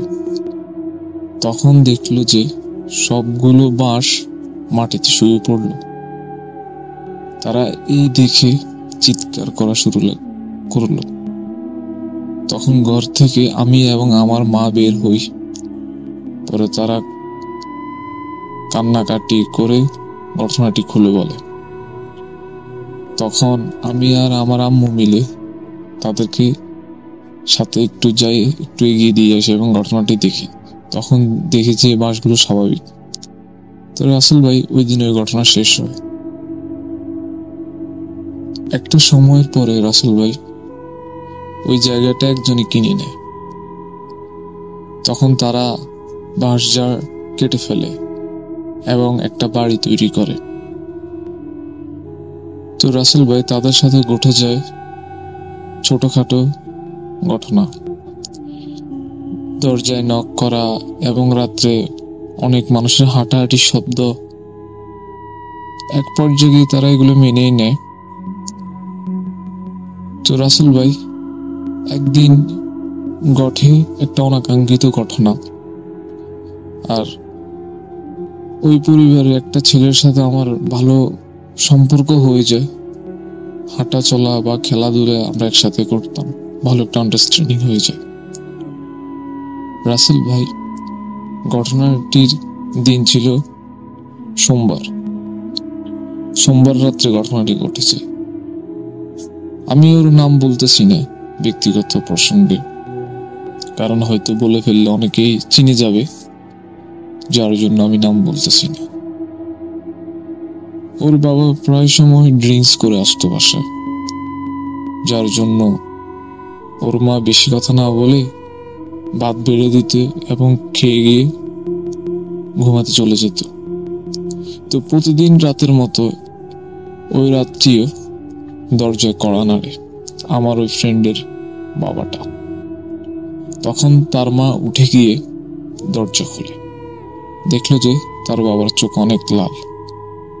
তখন আমার ফ্রেন্ডের মা বুঝতে পারলো যে আসলে হয়তো আজকে উনি ড্রাঙ্কস করে এসেছে, ওনার সাথে বেশি না কথা না বলে পরে ভাত বেড়ে দেয়।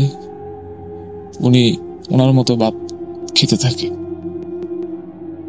রাসেল ভাই, আপনি বিশ্বাস করবেন না, তখনই ঘটে একটা অনাকাঙ্ক্ষিত ঘটনা। আবারও দরজায় কে কড়া নাড়তেছিল।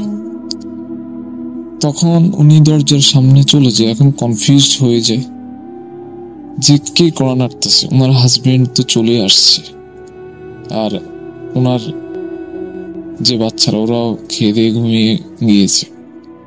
পরে উনি ভাবছিল হয়তো আশেপাশের কেউ আসছে, হয়তো গল্প করার জন্য বা কোনো ইম্পর্টেন্ট কোনো কাজের জন্য। পরে যখন উনি দরজাটা খোলে তখন দেখলো যে ওনার হাজবেন্ড। উনি ওনাকে দেখে একটা চিৎকার মেরে উনি জায়গায় সেন্সলেস হয়েছে। তো রাসেল ভাই 2 ঘন্টা চেষ্টার পরে ওনার মাথায় পানি ডালে, ওনার সেন্স ফিরে আসে। উনি ওনার হাজবেন্ডকে আবারও দেখে উনি আবার সেন্সলেস হয়েছে। পরে সকাল হয়, উনি ঘটনাটি খুলে বলে। রাসেল ভাই,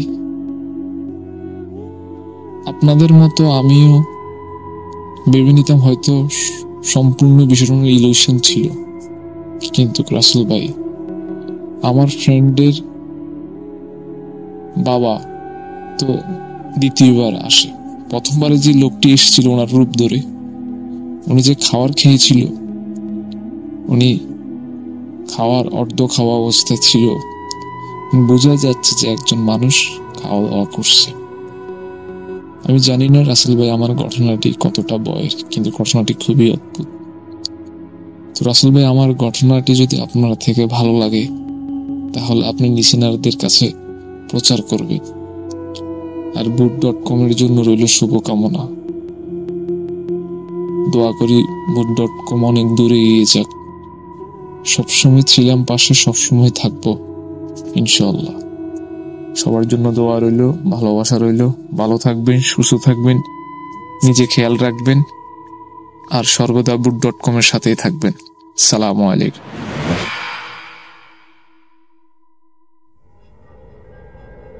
Spirit, be here with me.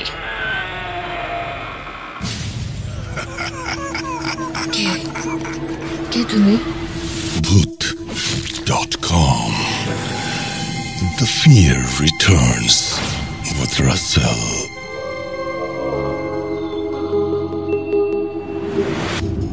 আরো একবার আপনাদের সবাইকে স্বাগত জানাচ্ছি। আমি রাসেল। আশা করছি আপনারা সবাই ভালো আছেন আর ভালোর দলে আছেন। আমিও ভালো আছি এবং ভালোর দলে আছি। একটা অডিও ক্লিপ শুনলাম আমরা। আপনাদের যে কোনো তথ্য জানতে হলে আমাদের ইউটিউব চ্যানেল এবং ফেসবুক চ্যানেলের সাথে যারা যুক্ত আছেন, ফেসবুকে আপনারা অবশ্যই মেসেজ করেন। আমাদের মডারেটর যারা আছেন তারা ডেফিনেটলি আপনাদের প্রশ্নের উত্তর দেবে। এবং আপনাদেরকে আরো একবার মনে করে দিই যে স্বাধীন মিউজিক অ্যাপটিকে 5 স্টার রেটিং দিয়ে আপনারা কিন্তু জিতে নিতে পারেন 1 বছরের ফ্রি সাবস্ক্রিপশন। সুতরাং দেরি করবেন না, এখনই শুরু করে দিন। আমরা পরবর্তী ঘটনায় যাচ্ছি। আসসালামু আলাইকুম রাসেল ভাই এবং লিসেনার। আমি জানি রাসেল ভাই আপনি সবসময় ভালো আছেন এবং সবসময় ভালোর দলে। রাসেল ভাই, আমি আমার পরিচয়টা একটু দিই। আমার নাম ফারুজ জামাবি। নোয়াখালী জেলার বেগমগঞ্জ থানার গণিপুর নামক গ্রামে আমার বাড়ি। আমি বর্তমানে লিবিয়া বেনগাজিতে থাকি। রাসেল ভাই, আমি এর আগেও আপনাকে একটা ঘটনা পাঠিয়েছি এবং আপনি লিসেনারদেরকে শুনিয়েছেন, এর জন্য আপনাকে ধন্যবাদ। যাই হোক রাসেল ভাই, আমি সরাসরি আমার ঘটনায় আসি এবং ঘটনাটি লিসেনারদের বোঝার ক্ষেত্রে আমি ছোট করে ঘটনাটির একটু বিবরণ দিই। ঘটনাটি আমার দাদুর বাড়িকে কেন্দ্র করে। আমার দাদুর বাড়িতে যেতে হলে শুরু একটা রাস্তা পড়ে। তখনকার সময় ওই রাস্তাটি এত প্রশস্ত ছিল না, আর এই করে 2 জন মানুষ হেঁটে যেতে পারত। ঘটনাটি প্রায় 12 বছর আগে কথা।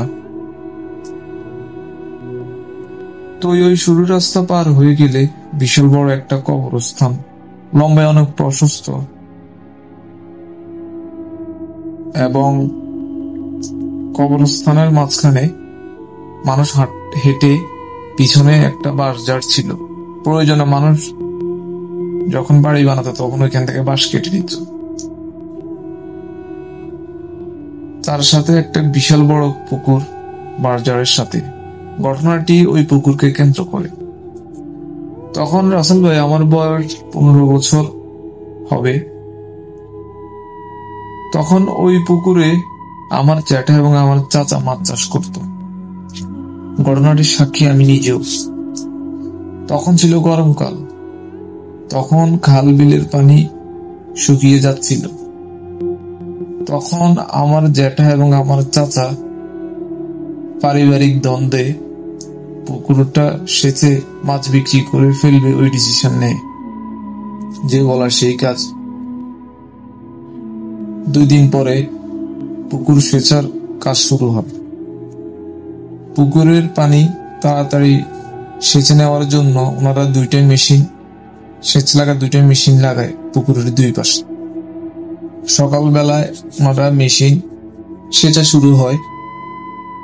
তারপর মাছ ধরার জন্য কিছু লোক ভাড়া করে আনে। তারপর ওনারা রাত্রে যাপন করার জন্য এবং পুকুরটা পাহারা দেওয়ার জন্য ওনারা ডিসিশন নেয় ওনারা পুকুরের পাশেই থাকবে। তো রাসেল ভাই, ঘটনাটি হচ্ছে ঘটে গেল রাত্রে। তখন গ্রামের বাড়ি, সবাই সন্ধ্যা খাওয়া দাওয়া করে ঘুমিয়ে যেত খুব তাড়াতাড়ি। তো ওইখানে মাছ ধরার জন্য 5 জন লোক ছিল টোটাল।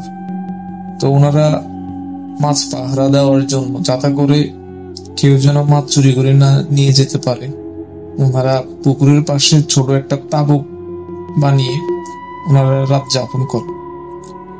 প্রথম রাত ভালোই কাটলো। দ্বিতীয় রাত রাসেল ভাই, ওনারা বুঝতে পারলো যে অনেক ঝড় হচ্ছে বাহিরে ওই বাঁশঝাড়ে। একজন বের হয়ে দেখলো যে আসলে ঝড়টা শুধু বাঁশঝাড়ে হচ্ছে, আশেপাশে হচ্ছে না। তখন উনি ভয়ে তাঁবুর ভিতরে ঢুকে গেল। পরে সবাইকে জেগে উঠালো, ঘটনাটি সবাই বুঝতে পারলো। সবাই সারা রাত আর ঘুমায়নি, সবাই জেগে রইল। সবকিছু তখনও ঠিকঠাক ছিল রাসেল ভাই। যখন 2 দিনের মাথায় মেশিন চলে, অনেক পানি সেচা হয়ে গেছে, প্রচুর মাছ রাসেল ভাই, প্রচুর মাছ লাফালাফি করতেছে। আমার চাচা এবং আমার জ্যাঠা অনেক খুশি ওনারা, কারণ পুকুরটা প্রায় 5 বছর ধরে সেচা হচ্ছে না। অনেক টাকা ইনভেস্ট করলো ওনারা, অনেক মাছ ওনারা বাজারজাত করতে পারবে, ওনারা সে খুশিতে আত্মহারা। রাসেল ভাই, ঘটনাটি ঘটল 3 নম্বর রাতে। হঠাৎ করে মাছের উত্তাল শব্দ পেল, যে মাছগুলো কিনারায় চলে আসতেছে। আর বাঁশঝাড়ে কি যে রাসেল ভাই একটা সুনামির মতো সাউন্ড। ওরা তাবুকের ভিতরে থাকতে পারতেছে না রাসেল ভাই, ওদের তাবুক মনে উড়িয়ে নিয়ে যাবে। তো ওইখানের ভিতর ওই 5 জনের ভিতরে একজন লোক ছিল, উনি খুব সাহস করে উনি বের হয়। রাসেল ভাই দেখলো যে সবকিছু নিস্তব্ধ, সবকিছু ঠিকঠাক আছে। উনি ব্যাপারটা জানে যে বাড়িটি এমনিতে হন্টেড, বা এখানে জমিদার আমলও অনেক ঘটনা ঘটতো। উনি যখনই তাঁবুর ভিতরে ঢুকে যাবে, তখন দেখলো যে উনি যে পুকুরের মাঝখানে কয়জন লোক মাছ ধরতেছে। তখন উনি গিয়ে তাঁবুর ভিতরে ঢুকে ওনাদের যে সঙ্গীরা ছিল ওদেরকে বলতেছিল, যেহেতু আমার চাচা এবং জ্যাঠা ওই 5 জনকে দায়িত্ব দেওয়ার জন্য রেখেছিল, যদি মাছ চুরি হয়ে যায় সেটার দায়ভার তো ওরা নিতে হবে। এর জন্য ওরা দায়িত্ব অবহেলা না করে ওরা হারিকেন জ্বালিয়ে যখনই নেমে ওদেরকে ধরতে লাগলো, তখনই দেখলো যে আসলে এক একটার চেহারা বিভৎস চেহারা রাসেল ভাই।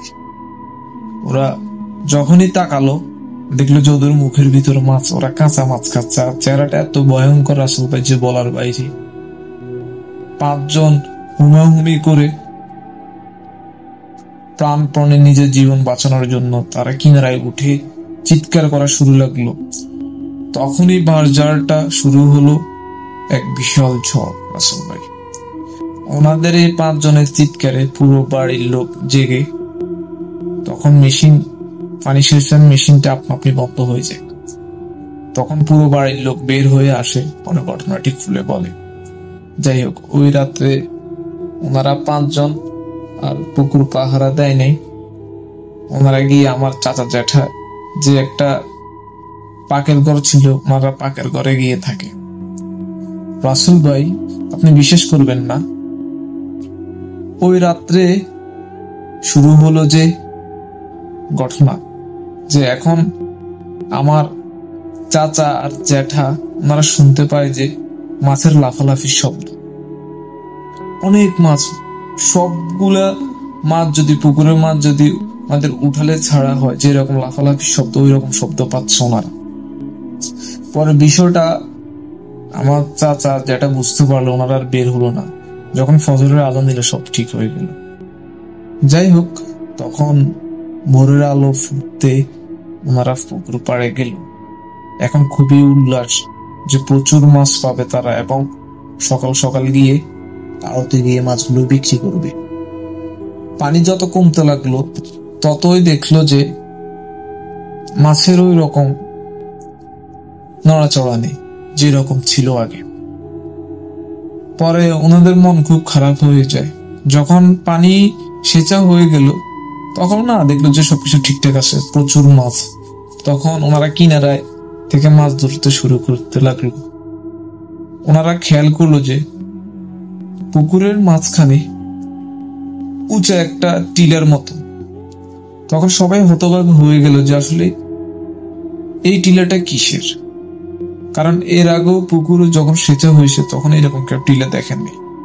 রাসেল ভাই, আমরা সবসময় জানি যে একটা পুকুর সবসময় সমতলে হয়, তো মধ্যখানটা রাসেল ভাই মানে টিলার মতো অনেক উঁচা।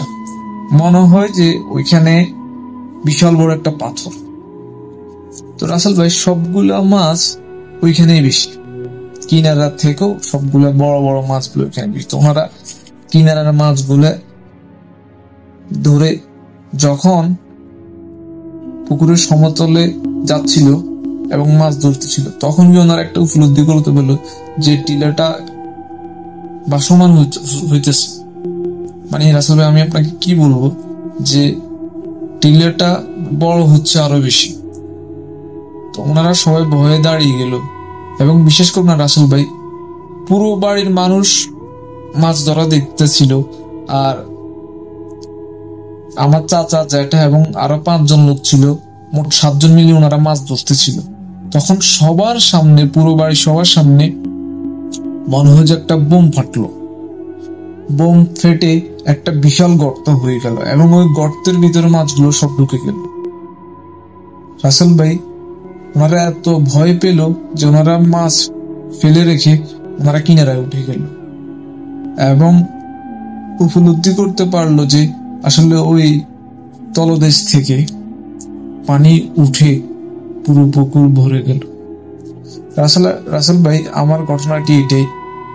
এখন আমি জানি না যে ঘটনাটি কতটা ভয়ের, তবে রাসেল ভাই ঘটনাটি অনেক অবাক। কারণ এর আগেও আমি বুথ FM এবং বুথ.com মাছের নিয়ে অনেক ঘটনা শুনেছি, কিন্তু এরকম ঘটনা আমি শুনিনি। আর ঘটনাটি আমি নিজেও সাক্ষী, আমি নিজেও, কারণ ঘটনাটি আমার চোখের সামনেও ঘটা। আর এই ঘটনাটি 100% সত্যি। ঘটনাটি যদি সত্যতা জানতে চায় তাহলে আমার দাদা বর্তমানে জীবিত নেই, আমার দাদি এবং আমার চাচা জ্যাঠা সবাই জীবিত, ওনাদের সাথে কথা বলতে পারবে যদি ঘটনাটি বিশ্বাস না হয়। তো রাসেল ভাই, আমি এই বলে আমি আমার ঘটনাটি শেষ করতেছি। আর বুট.com লিসেনারদের দোয়া রইল, আর আমি দোয়া করি বুট.com দীর্ঘজীবী হোক। আর রাসেল ভাই, আমার জন্য দোয়া করবেন। আমি লিবিয়া বেনগাজিতে থাকি। সবাই ভালো থাকবেন, সুস্থ থাকবেন, নিজ নিজ খেয়াল রাখবেন, এবং বুথ.com এর সাথে থাকবেন। আসসালামু আলাইকুম রহমতুল্লাহ।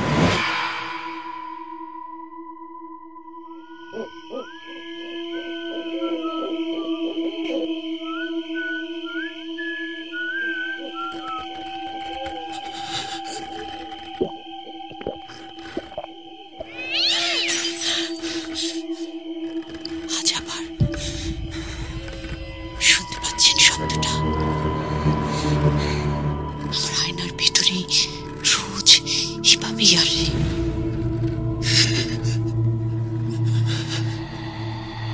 Booth.com with Russell. স্বাগত আরো একবার ভূত.com আমি রাসেল আছি সাথে, এবং আজকে 198তম এপিসোডে আপনাদের সবাইকে আমি আমন্ত্রণ জানাচ্ছি। আমরা মোটামুটি শোয়ের শেষ পর্যায়ে চলে এসেছি। আমরা আরো একটি অডিও ক্লিপ শুনবো। আশা করছি এই অডিও ক্লিপটি আপনাদের ভালো লাগবে।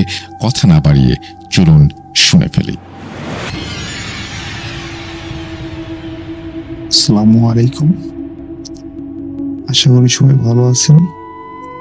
আজকে আমি আপনাদের সাথে আমার সাথে ঘটে যাওয়া একটি সত্য ঘটনা শেয়ার করতে চাই। ঘটনাটি অনেকদিন ধরে যাবৎ ভাবছি শেয়ার করব, কিন্তু কোনো এক কারণবশত এটা হয়ে পড়ে না। তো সরাসরি ঘটনাতে চলে যাই। ঘটনাটি ঘটে আমার সাথে 2018 সালে। আমি এবং আমার বন্ধু রাজু ও সোহান, আমরা ছোট থেকে একসাথে বেড়ে উঠেছি, যেখানে যে আমরা একসাথে যাই। তো 18 সালে এসএসসি এক্সাম শেষ করে আর কোনো কাজ নাই, সারাদিন ঘুরে বেড়াই আর আড্ডা দিই, এটাই ছিল আমাদের মূল কাজ। আমরা গ্রামে যেখানে আড্ডা দিতাম সেখানকার একটা বন্যা নদী, আমরা যে আমাদের বাসা থেকে সামনে একটু এগিয়েই একটা কাঁচা রাস্তার পথ, পথের মাথায় একটি পরিত্যক্ত নদী, নদীর ওপারে ছিল একটি জুট মিল, সেটাও অনেকদিন যাবৎ বন্ধ আছে। আর এইখানে বসে আমরা এই জুট মিলের অনেক নানান কাণ্ড দেখেছি। সেটি এমন যে রাত 10:30 11টা বাজে, এমন সময় হঠাৎ করে মেশিনগুলো চালু হয়ে যায় মিলের মধ্যে। আবার কিছু কিছু লাইট আছে অটোমেটিক অফ হয় ও অন হয়। এগুলো দেখতে দেখতে আমরা অভ্যস্ত হয়ে গেছি। আর এখানে যে মিলের যে চারপাশের দেওয়াল, এই দেওয়ালটাই টেকসই হয় না। দেওয়াল দেওয়ার 1 সপ্তাহের মাথায় সে দেওয়ালগুলো সব পড়ে যায়। আর এটি পড়ার কারণ, এই জুট মিল থেকে সামনে আর একটু সাইডেই নদী ঘেঁষেই আপনার আছে একটি শ্মশান। সবাই ভাবে এই জায়গাটাতে আগে নাকি অনেকে সাধন করত বা অনেকের কবর আছে এখানে, তো এই জন্য এটা চলে না, বিভিন্ন ধরনের সমস্যা দেখা দেয়। তো এটি হয়তো আরেকদিন বলবো, আমি সরাসরি ঘটনায় চলে আসি। তো যেখানে বসে আড্ডা দিই ওরই কিছু দূর সামনে 2টা সারি সারি নারকেল গাছ আছে, তার পাশে আছে কয়েকটি কদম গাছ, আর তার থেকে একটু সামনে আগিয়েই সেই শ্মশান ঘাট। তো আমরা মাগরিবের আজানের আগে সেখান থেকে একটু সামনে আগিয়ে আড্ডায় ব্যস্ত ছিলাম। এরপর হঠাৎ করেই নাইকেল গাছের দিকে চোখ যায় সোহানের। সোহান তখন বলে ওঠে, দেখছিস এখানে অনেকগুলো নাইকেল হয়েছে, অথচ আমরা এটা খাইতে পারি না, কেউ এসে পেড়ে নিয়ে যাই, তো আজকে এর একটা কিছু করতে হবে। তখন বললাম কি করব? বললো এগুলো আজকে রাতে আমরা সব কেটে নিয়ে যাব। তাই বললাম মাথা নষ্ট হয়ে গেছে নাকি, একজনের ফল আমরা কেন কেটে নিয়ে যাব? বললো এই নাইকেল গাছের মালিক সে অনেকটা খারাপ, এর সামর্থ্য থাকতেও মানুষকে সাহায্য করে না, আর ফল ফুল গাছের তো ধারে কাছে বেশ দেয় না কাউকে, তো আজকে আমাদের এটা করতেই হবে। রাজু রাজি হয়ে যাই। আমিও বললাম ঠিক আছে, তাহলে কখন আসবো? সে বলল রাতে, যখন কেউ থাকবে না আশপাশে তখন আসতে হবে। তো আমি বললাম ঠিক আছে। তো প্রতিনিয়ত আমরা বাসায় যাই, বাসায় যে ফ্রেশ হয়ে খাবার দাবার শেষ করে আমরা বের হয়ে যাই ডাব কাটার উদ্দেশ্যে। বাসা থেকে সোহান দা নিয়ে আসে, দা নিয়ে আমরা যেখানে বসে আড্ডা দিই ওইখানে বসেছিলাম। তখন রাত আনুমানিক 11:30। তখন আমরা আস্তে আস্তে আগাই ডাব কাটার উদ্দেশ্যে। তো আগাতে আগাতে আমরা যখন ডাব গাছের গোড়ায় চলে যাই তখন দেখতে পারি যে অনেকগুলো ডাব, যা কেটে নিয়ে আমাদের যাওয়া সম্ভব হবে না। তখন ভাবলাম কি করব, এতগুলো ডাব কেন কাটবো? সে বললো সবগুলো কাটার দরকার নেই, আজকে 1 কান কাটবো, কালকে আর 1 কান কাটবো, এইভাবেই শেষ করে ফেলবো সবগুলো। তো আমি বললাম ঠিক আছে, তাহলে গাছে গিয়ে উঠবে? তারা বললো গাছে তো তুই উঠবি, আমরা তো আর কেউ গাছে উঠতে পারি না। তো আমি বললাম ঠিক আছে, তাহলে দা দিয়ে আমি গাছের মাথায় উঠি। তখন দাটা আমি কোমরে করে নিয়ে, গাছটা ছোট হয়, উঠতে খুব সহজ হয়। তো আমি উঠে যাই, উঠে গিয়ে যেই ডাবের কানটাকে একটা কোপ দিব, তখন দেখি আমার এক হাত সামনেই একটু অবায়ক আমার দিকে কালো কুচকুচে চোখ দেখে আমি ভয়তে গা হাত পা শিরশির করে ওঠে। তো তখন আমি ভেবে পাচ্ছিলাম না কি করব।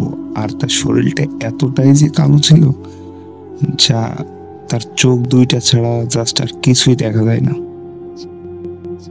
তখন আমি ভাবি কি করব, এখন লেগে যাবো না কি করব। আর ওরা তো নিজে থেকে কিছুই ঠিক পাচ্ছে না। তো আমি হঠাৎ করেই আমার হাতটা কিভাবে জানি না, হাতটা চলে যায়, আর দাটার কোপ অবায়ক সোজাসুজি যে কোপটা তার কোনা ঘেঁষে চলে যায়। তো তখন সে একটা লাফ দিয়ে মাছ পাতার উপরে চলে যায়। তো তখন ওরা নিচ থেকে কিছুটা বুঝতে পারছিল যে কিছু একটা হচ্ছে। তো আমি কথা না বাড়িয়ে ডাবের কানটা কেটে দিয়ে আমি তাড়াতাড়ি নিচে চলে আসি। নিচে চলে আসার পরে ওদেরকে বলি তাড়াতাড়ি বেরিয়ে চলে যেতে হবে। তখন আমরা কানটা নিয়ে আমরা দৌড়াতে শুরু করি। দৌড়াতে এক পর্যায়ে সুয়ানদের বাসার সামনে চলে আসি। তো চলে আসার পরে আমরা ডাবগুলো ওখানে কেটে খাই। খাওয়ার পরে ডাবগুলো আবার সুয়ানদের বাড়ির সামনে যে একটা পুকুর আছে, পুকুরে ফেলে দিয়ে আসি। নাইকেলের যে খোসা বা যেগুলো খোলটোল আছে ওগুলো সব ফেলে দিয়ে আসি। ফেলে দিয়ে আসার পর রাজু বলে আমি অনেক ভয় পেয়েছি, আমাকে তোরা দুজনে এগিয়ে দিয়ে। তো বলে ঠিক আছে চল। তো তখন আমি আর সোহান যে রাজুকে এগিয়ে দিয়ে আসি। তো আমি রাতে একা একা থাকতে পারবো না, এই জন্য আমি সোহানকে বলি আজকে রাতে আমি তোর কাছে থাকবো। ও বললো ঠিক আছে চল। তো আমি ওদের বাসায় চলে যাই, যে বাসায় যে ঘুমানোর প্রস্তুতি নেব। এমন সময় সোহান বলতেছে আসলে কি তুই কি অনেক ভয় পেয়েছিস? আমি বললাম কেন? বললো না আমি তো একটু ভয় পেয়েছি। তো আমি বললাম ও কিছু না, সকালে দেখা যাবে, যাওয়ার হবে। তো এই বলে শোয়ার প্রস্তুতি নিয়েছি।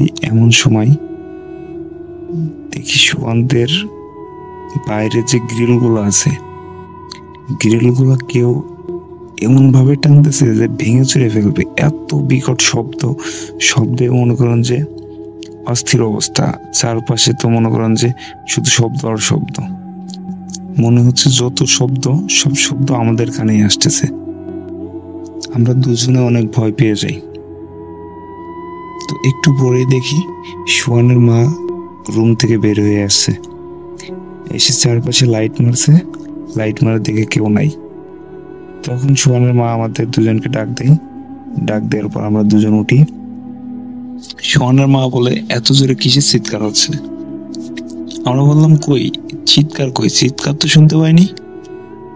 তখন সোয়ানের মা একটু ভেবে বললো ঠিক আছে তোরা ঘরে যেয়ে শুয়ে পড়, আর বাইরে বের হওয়ার দরকার নেই। তখন আমরা আবার যাই, যে ঘরে শুয়ে পড়ি। শুয়ে পড়ার পরে এর একটু পরে দেখি আবার টিনের উপর এত জোরে মনে করেন যে শব্দ হচ্ছে, তো মনে হচ্ছে টিন কেউ অনেক জোরে জোরে বাড়ছে। এত জোরে শব্দ হচ্ছে যে আমরা দুইজন কান ধরে বসে থাকি। কিছুক্ষণ পর শব্দগুলো স্বাভাবিক হয়ে যায়। তখন আমরা দুইজনে ভাবি এত সমস্যা হচ্ছে কেন? এর আগে তো কখনো হয়নি, আমি তো এদের বাড়ি থাকছি, কিন্তু এর আগে তো আমি তো কখনো দেখিনি এমন ভাবে। তো তখন সোহান বলল আচ্ছা আমরা তো শুনলাম গ্রিলগুলো কেউ টানতেছে আর এত জোরে শব্দ হচ্ছে, গ্রিলের শব্দ, কিন্তু আমার মা বলল কেউ চিৎকার করতেছে, এটা কিভাবে হলো? আমি বিষয়টা তখন মার্ক করে নিই, কিন্তু সোহান বলার পর আমারও বিষয়টা মাথার মধ্যে এসলো যে কিভাবে এটা সম্ভব। তো এরপর পরদিন সকালে সোহানের মার সাথে সবগুলো শেয়ার করি। শেয়ার করার পর সোহানের মা বললো, তাহলে এর জন্য এই ঘটনাটা ঘটছে, তো তোরা চল আমার সাথে। আমরা বললাম কোথায়? সে বলল চল আমার সাথে। তো কথা না বাড়িয়ে তার সাথে বের হলাম। বের হয়ে আমাদের গ্রাম থেকে পাশের একটি গ্রামের নাম আলাইপুর, সেখানে নিয়ে যাই। নিয়ে যাওয়ার পর সেখানে একজন বয়স্ক মহিলা, সে আর কি জিন সাধন করে বা কালী সাধন বলে একে, যতগুলো জিন আছে সেইগুলো চালাই। তো তার কাছে যাওয়ার পরে সব ঘটনা খুলে বলার পর সে বলল সে একটু আসনে যাবে, আসনে যাওয়ার পর সবকিছু বলবে। তো সে ফ্রেশ হয়ে সে একটি আসনে যায়। আসনে যেয়ে আসন থেকে আসার পরে আমাদের কি সবকিছু খুলে বলে। সে বলল যে আমরা যখন ওই গাছে উঠছিলাম, উঠার পর ওই জিনটি ওইখানে ছিল, সে ওইখানে প্রতিনিয়ত থাকে। আর আমরা যাওয়ার পর সে আমাদের ক্ষতি করতে চাইছিল, কিন্তু আমাদের কাছে লোহার দা থাকার কারণে সে আমাদের দিকে এগোতে পারেনি। তো আমরা যখন তার উপর আক্রমণ করছি, সে আক্রমণের বদলা নেওয়ার জন্য ঘরের কাছে যায় এবং সে ঘরের ভিতরে ঢুকতে না পারাই সে এই অত্যাচারগুলো করে। তারপর তিনি আমাদেরকে 2টা তাবিজ দেন আর বললেন এরপর কোনো সমস্যা হবে না, আর রাত্রে একটু সাবধানে বেড়াইতে। পরে আর আমাদের কোনো সমস্যা হয়নি। ভাবলাম মনে হয় ঘটনাটা এখানেই শেষ, কিন্তু এর কিছুদিন পরে আমি যাই একটা চাকরির উদ্দেশ্যে ঢাকাতে চাকরি করার অবস্থায় আমি একদিন বাসায় আসি। বাসায় আসার পরে আমার মা বলে যে আমার বোনের নাকি জিনে ধরছে। আমি বললাম কিভাবে আর কবে? সে বলল এই তো কিছুদিন আগে। তাই আমি বললাম আমাদের জানাওনি কেন? সে বলল তোকে জানাইনি, তুই টেনশন করবি এজন্য। তো আমি মাকে বললাম তো এখন কি করতেছ? কয়ে আসে যাই কিছু করতে পারি না। তো তখন ওই রাতে একজন হুজুরকে নিয়ে আসে আমাদের বাসায়। নিয়ে আসার পর হুজুর তাকে তার মধ্যে হাজির করাই। এবার বোনকে জিজ্ঞেস করে যে তোমার সাথে কিভাবে এই ঘটনাটা ঘটলো?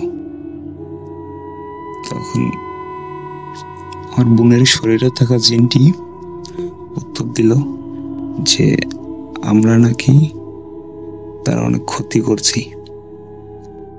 তো হুজুর বলল কি ক্ষতি করছে? তো বললো এর ভাই একদিন আমার উপর আক্রমণ করেছিল, সেই বদলা নেওয়ার জন্য আমি এর বোনের গাড়ি আসছি।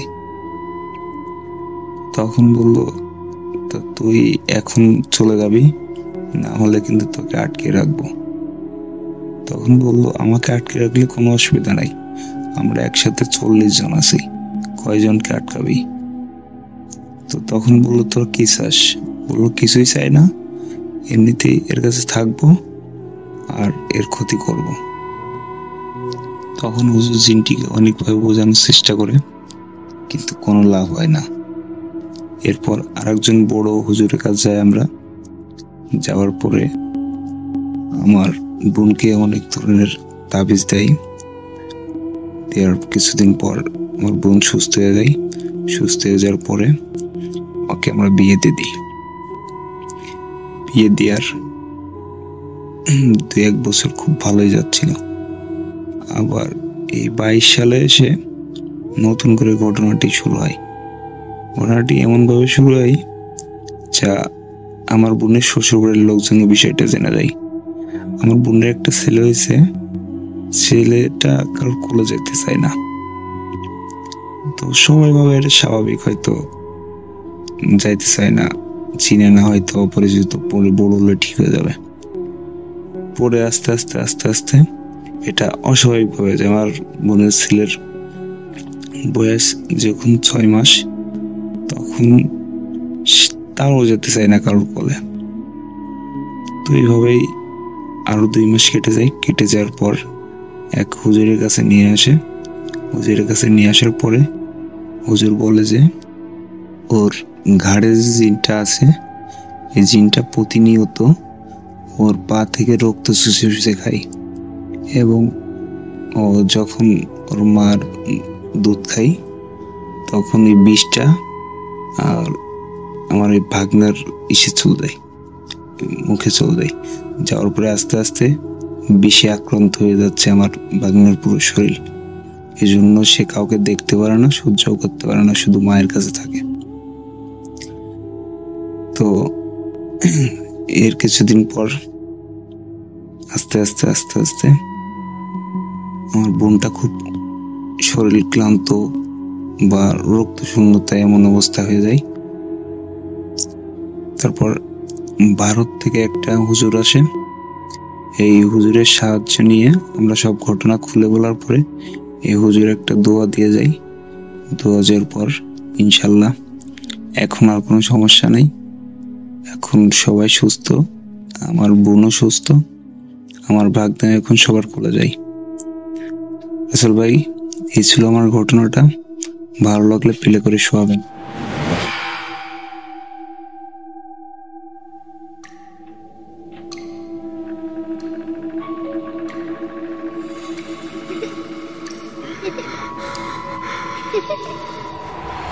লুকোচুরি খেলবে? লুকোচুরি? তুমি লুকাও, আমি ঠিকই তোমাকে খুঁজে পাবো।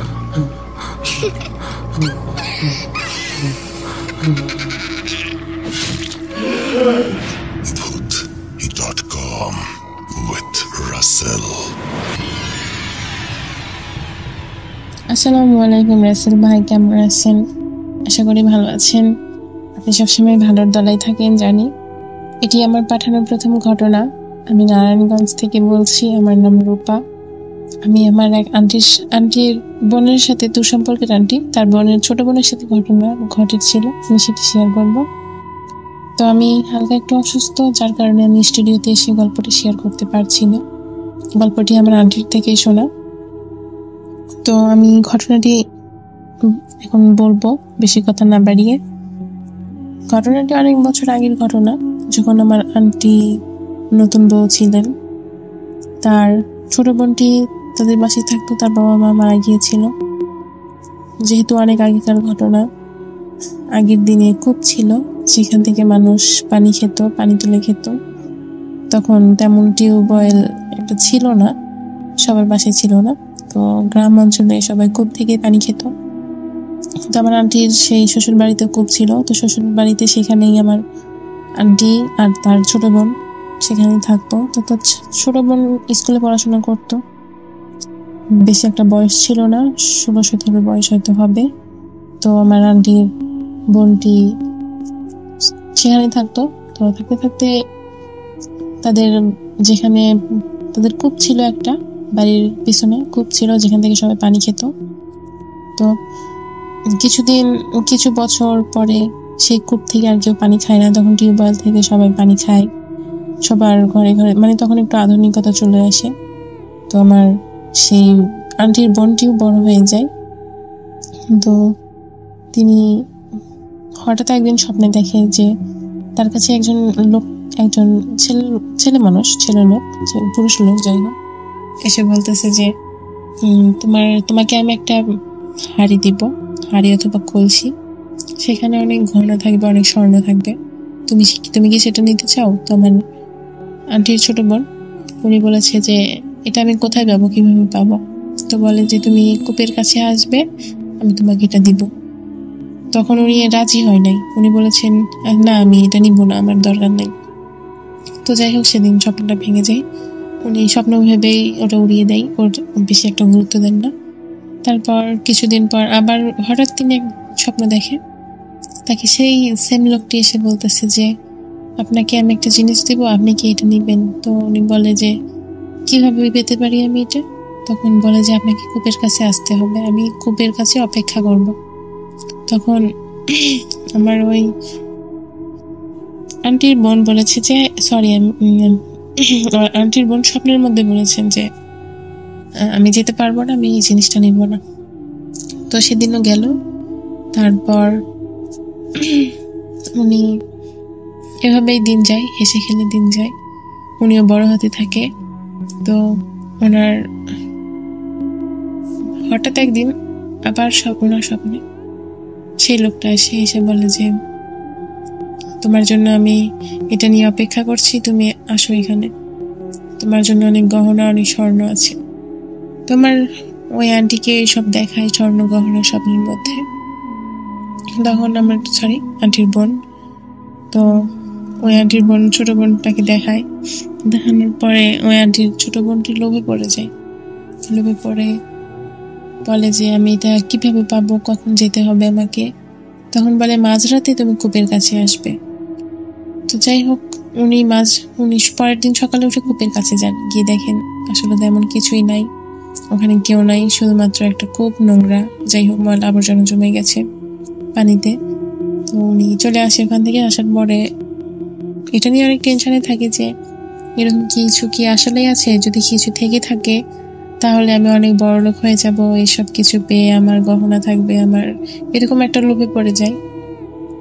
তো উনি টেনশনে ছিল মোটামুটি। তো টেনশনে কি করবে, সারাদিন পরে সন্ধ্যাবেলা এসে আমার আন্টি, যে ওনার বড় বোন, আমার আন্টি ওনাকে বলে যে বড় আপু, আমি স্বপ্নে কিছুদিন থেকে এরকম একটা স্বপ্ন দেখি, একটা স্বপ্ন বারবার দেখি, এরকম এটা কি আসলে সত্যি? তখন আমার আন্টিটি ওনাকে বলেছেন যে এটা বিশ্বাস করো না, এটা সত্যি না, এটা ধোঁকা, এটা শয়তানের ধোঁকা হইতে পারে, তুমি এসব ভুলে যাও। উনি যদি স্বপ্নে আসে তাহলে ওনাকে নিষেধ করে দেবে যে আমি এরকম কিছু নিব না। তো আমার আন্টি ছোট বোনটি বলে আচ্ছা ঠিক আছে, আমি তাহলে তাই করব, এসব নিব না। তো তারপর সেদিন রাতে উনি ঘুমাতে যান, ওদিন রাতেও কিছু দেখেন না স্বপ্নে। কিছুদিন পরে আমার আন্টি তার ছোট বোনকে জিজ্ঞাসা করেছিল তারপর থেকে কি আর সেই স্বপ্নটা দেখে? তো আমার আন্টি ছোট বোনটি বলেছে আমি স্বপ্নটি আর দেখি না। তো কিছুদিন পরে আবার সেই স্বপ্নটি দেখেছে। দেখার পরে আমার আন্টিকে এসে বলেছেন যে বড় আপু, আমি স্বপ্নটি আবার দেখেছি। তখন আন্টি বলে যে আচ্ছা দেখেছো, তুমি এক কাজ করো, তোমার একা ঘুমাতে হবে না, তুমি আমাদের সাথে ঘুমাবে। তো বলেছে আচ্ছা ঠিক আছে, আমি তোমাদের সাথে ঘুমাবো। তো যাই হোক, আন্টির সাথে ঘুমিয়েছিল সেদিন। তো সেদিনও স্বপ্নে একই স্বপ্ন দেখেছে, সেই লোকটি এসে তাকে লোভ দেখাচ্ছে ওই স্বর্ণ গহনার। উনি লোভে পড়ে যান।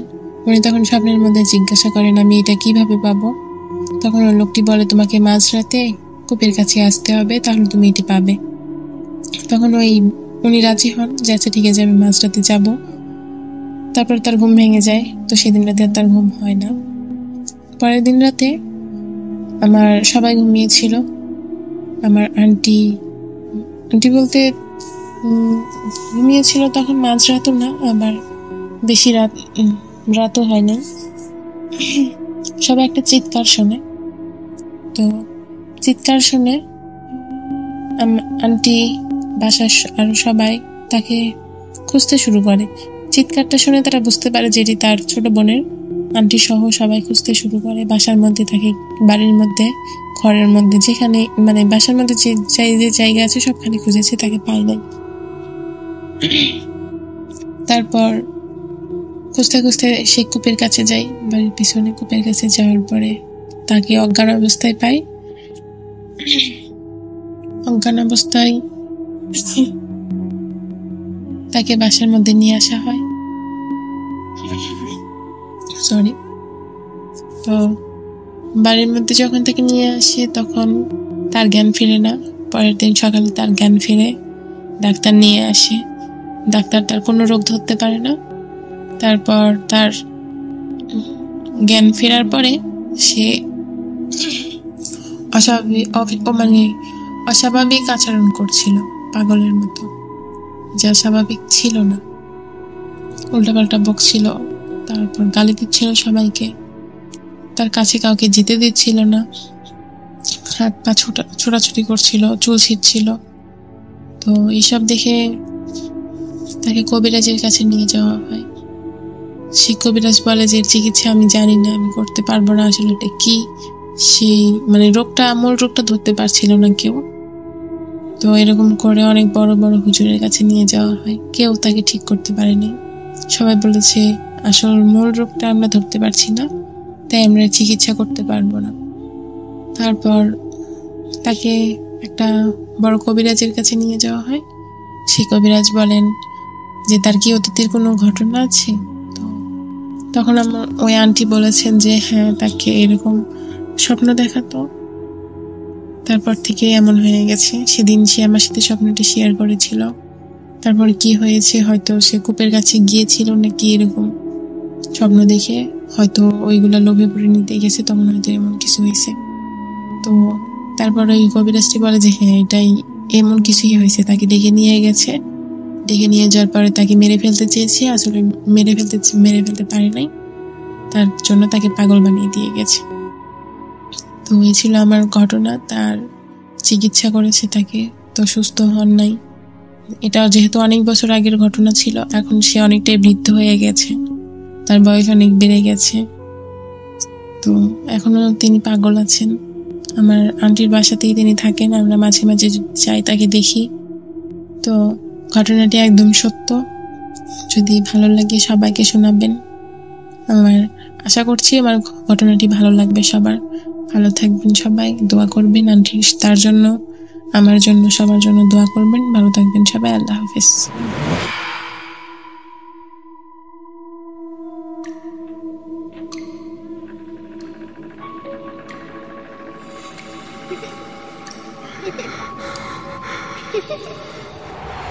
লুকোচুরি খেলবে? লুকোচুরি? তুমি লুকাও, আমি ঠিকই তোমাকে খুঁজে পাবো।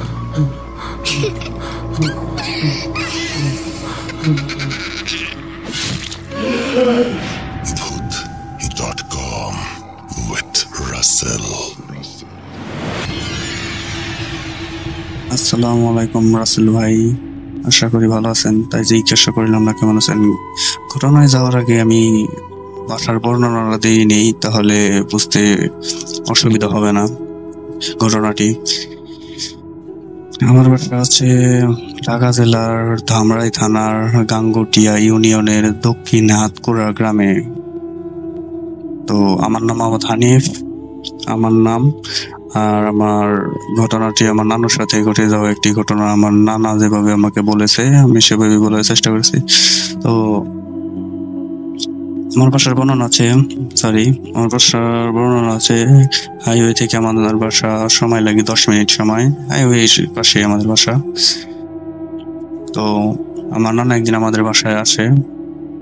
তো আমার নানা কিছুদিন আগে সেপ্টেম্বর মাসের 1 তারিখেই হবে এরকম।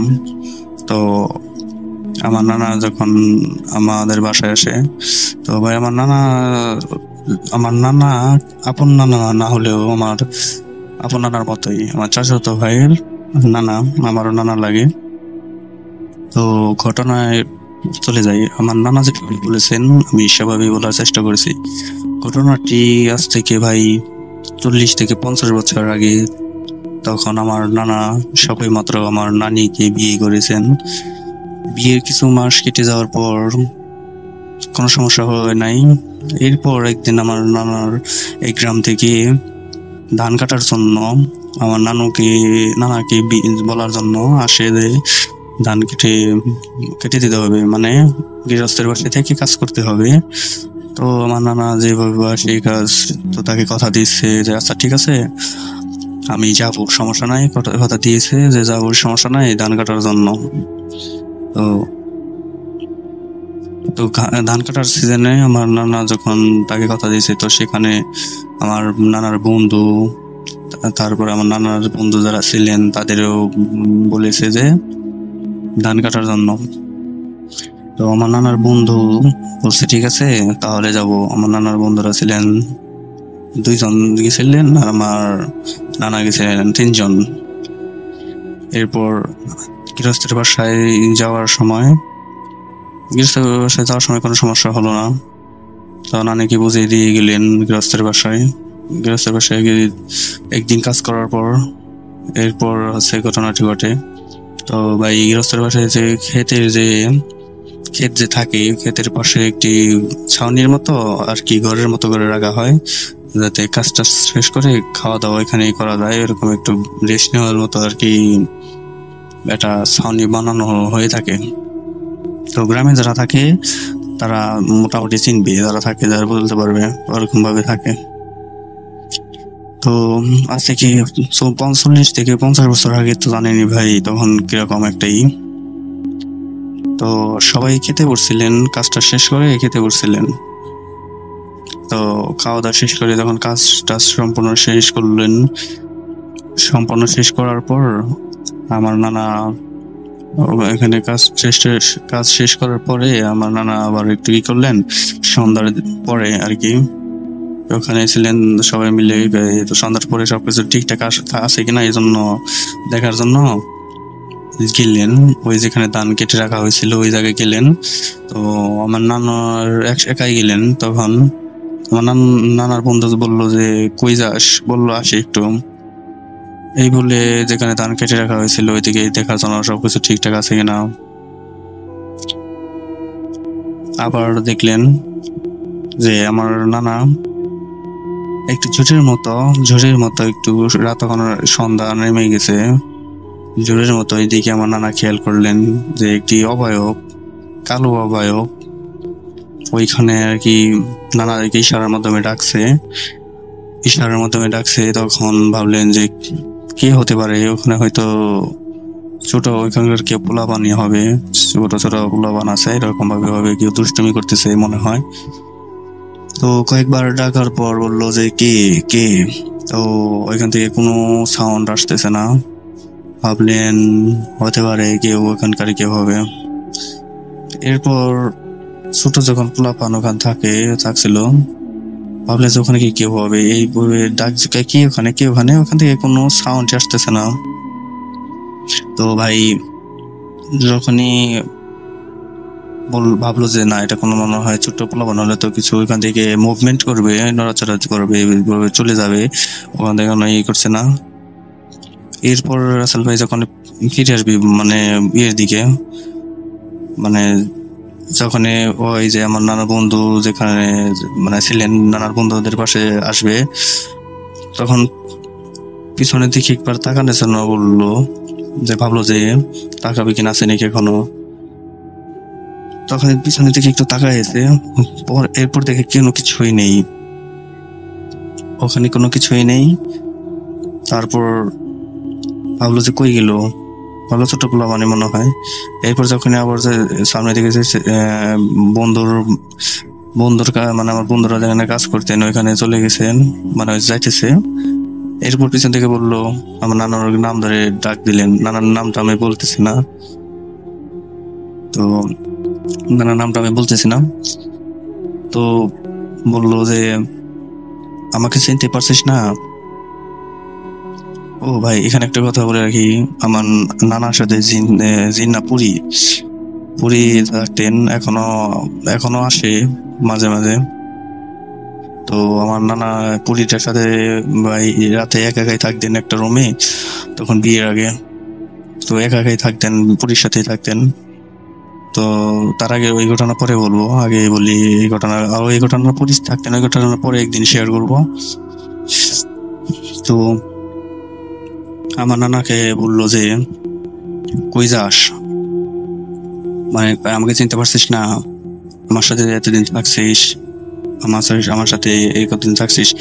এইভাবে পিছনে দেখে পরে ভাবলো আমার নানা যে না আর তো কেউ না, ওইটা পুরি হবে। তখন পুরি যখন আসলেন, তখন পিছনের দিকে তাকালেন, দেখলেন পুরি। তো বললেন যে তুই এখন এখানে আসছিস কিসের জন্য, পুরীকে বলে। পুরি আবার উত্তর দিলেন যে আমার সাথে দেখা করিস না কেন। পুরি উত্তর দিলেন যে আমার সাথে দেখা করিস না কেন। আমার নানাকে বললেন, আমার নানা বললেন যে আমি তো দেখা করবো কিভাবে, আমি তো বিয়ে করেছি, এখন এখন আগের মতো তো দেখা করতে পারি না। তো পরীটা বললো যে বিয়ে করছিস তাতে কি হয়েছে, আমি তো আগে বলেছি, শর্ত দিয়েছিলাম তোকে যে বিয়ের পরে অন্তত মাসে অন্তত আমাকে 4-5 বার আমাকে করতে ডাকতে হবে, মানে আমাকে দেখা করতে হবে আমার সাথে। তো এইভাবে কি যখন পরীটার সাথে আমার নানার কথা হয়, এরপর আমার নানু বললো যে চোখটা বন্ধ কর। আমার নানা বললো কেন, আমি চোখ বন্ধ করবো কেন? তো পরীটা বললো চোখটা বন্ধ কর, তোর কোনো ক্ষতি হবে না, তোর কোনো ক্ষতি হবে না, তুই চোখটি বন্ধ কর। তো আমার নানু ওইভাবে আমার নানু চোখ বন্ধ করলেন। এরপরে আমার নানার হাতে যখন আমার নানার হাত যখন ধরলেন, পরীটা যখন ধরলেন, তখন দেখতে পেলেন এত ঠান্ডা এবং এত ঠান্ডা স্রোত, মানে খুব ঠান্ডা একদম। এরপর আমার নানাকে বললো যে বাচ্চা, এবার আমার নানার হাতে দেখতে পেলেন যে অনেক ফল। এই মানে হাতে ফল দেওয়ার জন্য হাতে 2-3টা ফল দিয়েছে, আর নিচে একটা ফল রেখে দিয়ে হয়েছে যাতে এটা খাওয়ার পরে নিচে থেকে খেতে পারে আমার নানু। তো আমার নানাকে বললো কি সেই ফলটা খেয়ে নে। পরীটা বললো, আমার নানা খেতে চাইছিলেন না, যে ফলটা খাবো কেন, বলছে না খাবো না। পরীটা বললো যে না, খেয়ে নে, কোনো সমস্যা হবে না, তবে দিচ্ছি, তুই ফলটা খেয়ে নে। কিছুক্ষণ কথা বলার পরে কোনো খাইতে চাইছিলেন না আমার নানা বললেন যে না, ফলটা খাবো না। তারপরে বললো যে অনেক জোরাজোরি করার পরে বললো আচ্ছা ঠিক আছে খাচ্ছি। পরে মানে মুখে দেওয়ার সাথে সাথে এমন অনেক এরকম ফল আমার নানা কখনোই খায়নি, এতটা মজা, মানে সুস্বাদু, মানে এতটাই মজা যে আমার নানা এর আগে কখনো এই ফলটি মানে খায়নি। এরপরে কিছুক্ষণ কথা বলার পর অনেক ফল মানে খেলেন আমার নানা পরীটার কাছ থেকে। এরপর আমার নানা যে বন্ধু আছে তারা খুঁজতে বের হয়েছে যে কোথায় গেল, তাকে খোঁজার জন্য। তো লাইট মেরে তখন আমার নানাকে খুঁজতে আসছিলেন। এমন সময় দেখতে পেলেন যে টের পেলেন পরীটা যে কেউ আসতেছে। তখন আমার নানা বললো যে আচ্ছা তুমি এখন চলে যাও, আমি তোমার সাথে দেখা করবো পরে, কিন্তু আপাতত এখন আর কি দেখা করবো না। তো পরীটা বললো আচ্ছা ঠিক আছে যাবো, কিন্তু আর কবে দেখা হবে? বললো আচ্ছা ঠিক আছে, আমি তোমাকে দেখা করবো, শীঘ্রই দেখা হবে। এরপরে কোনো মানে ওইখান থেকে দুজনে কথা বলার পরে ওখান থেকে পরীটা চলে গেল আর কি, চলে গেলেন।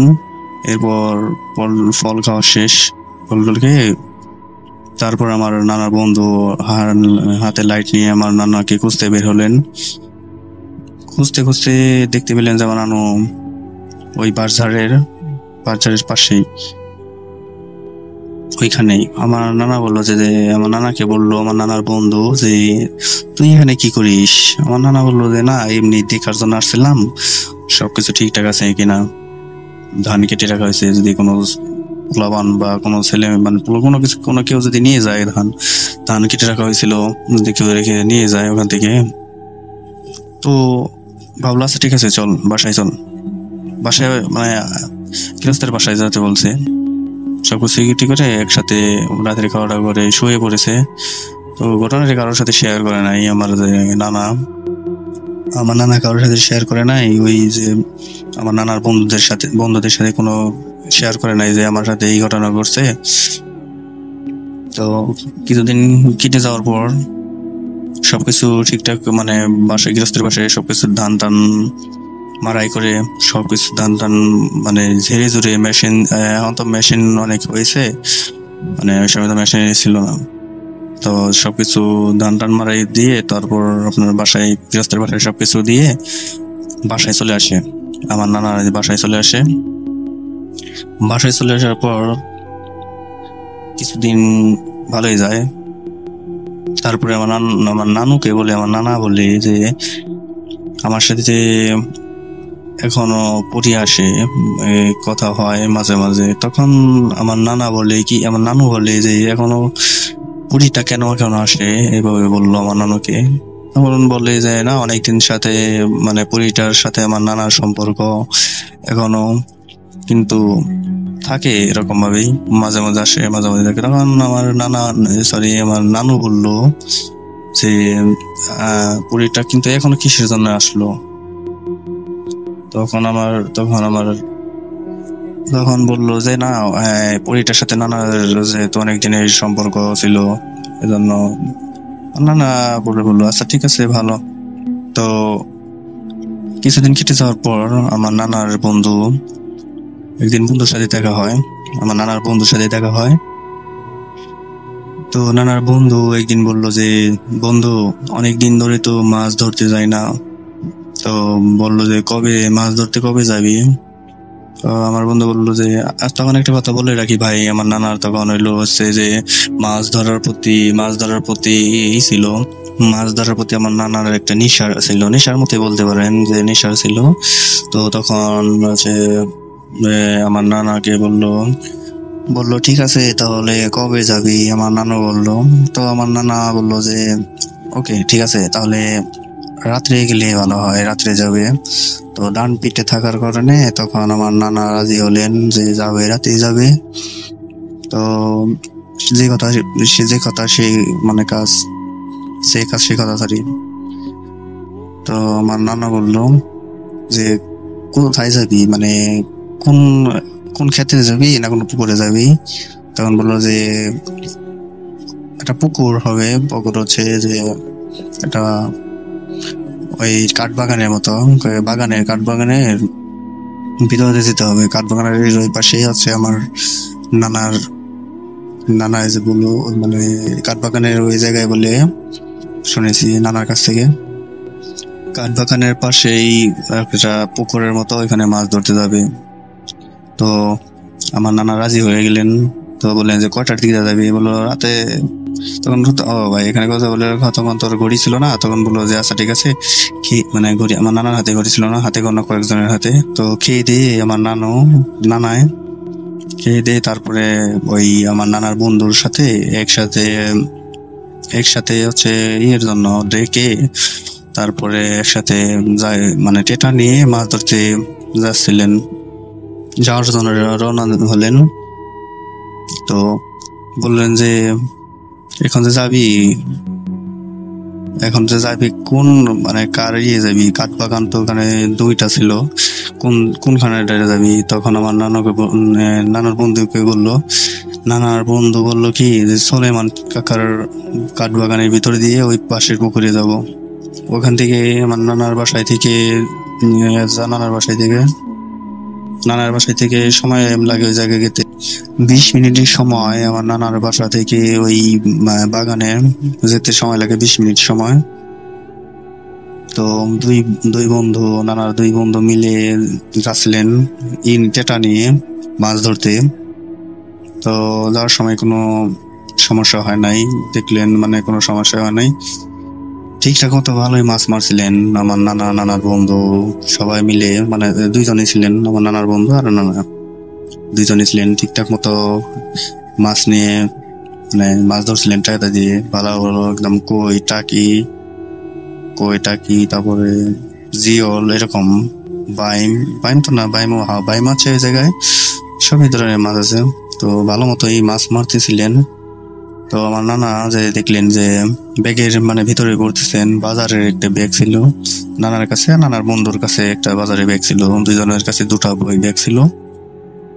ঠিকঠাক মতো মাছ মারতেছেন আর ব্যাগের ভিতরে মাছ ভরছেন, যতটুকু মাছ পাওয়ার কথা তার সেই দ্বিগুণ মাছ পেয়েছেন।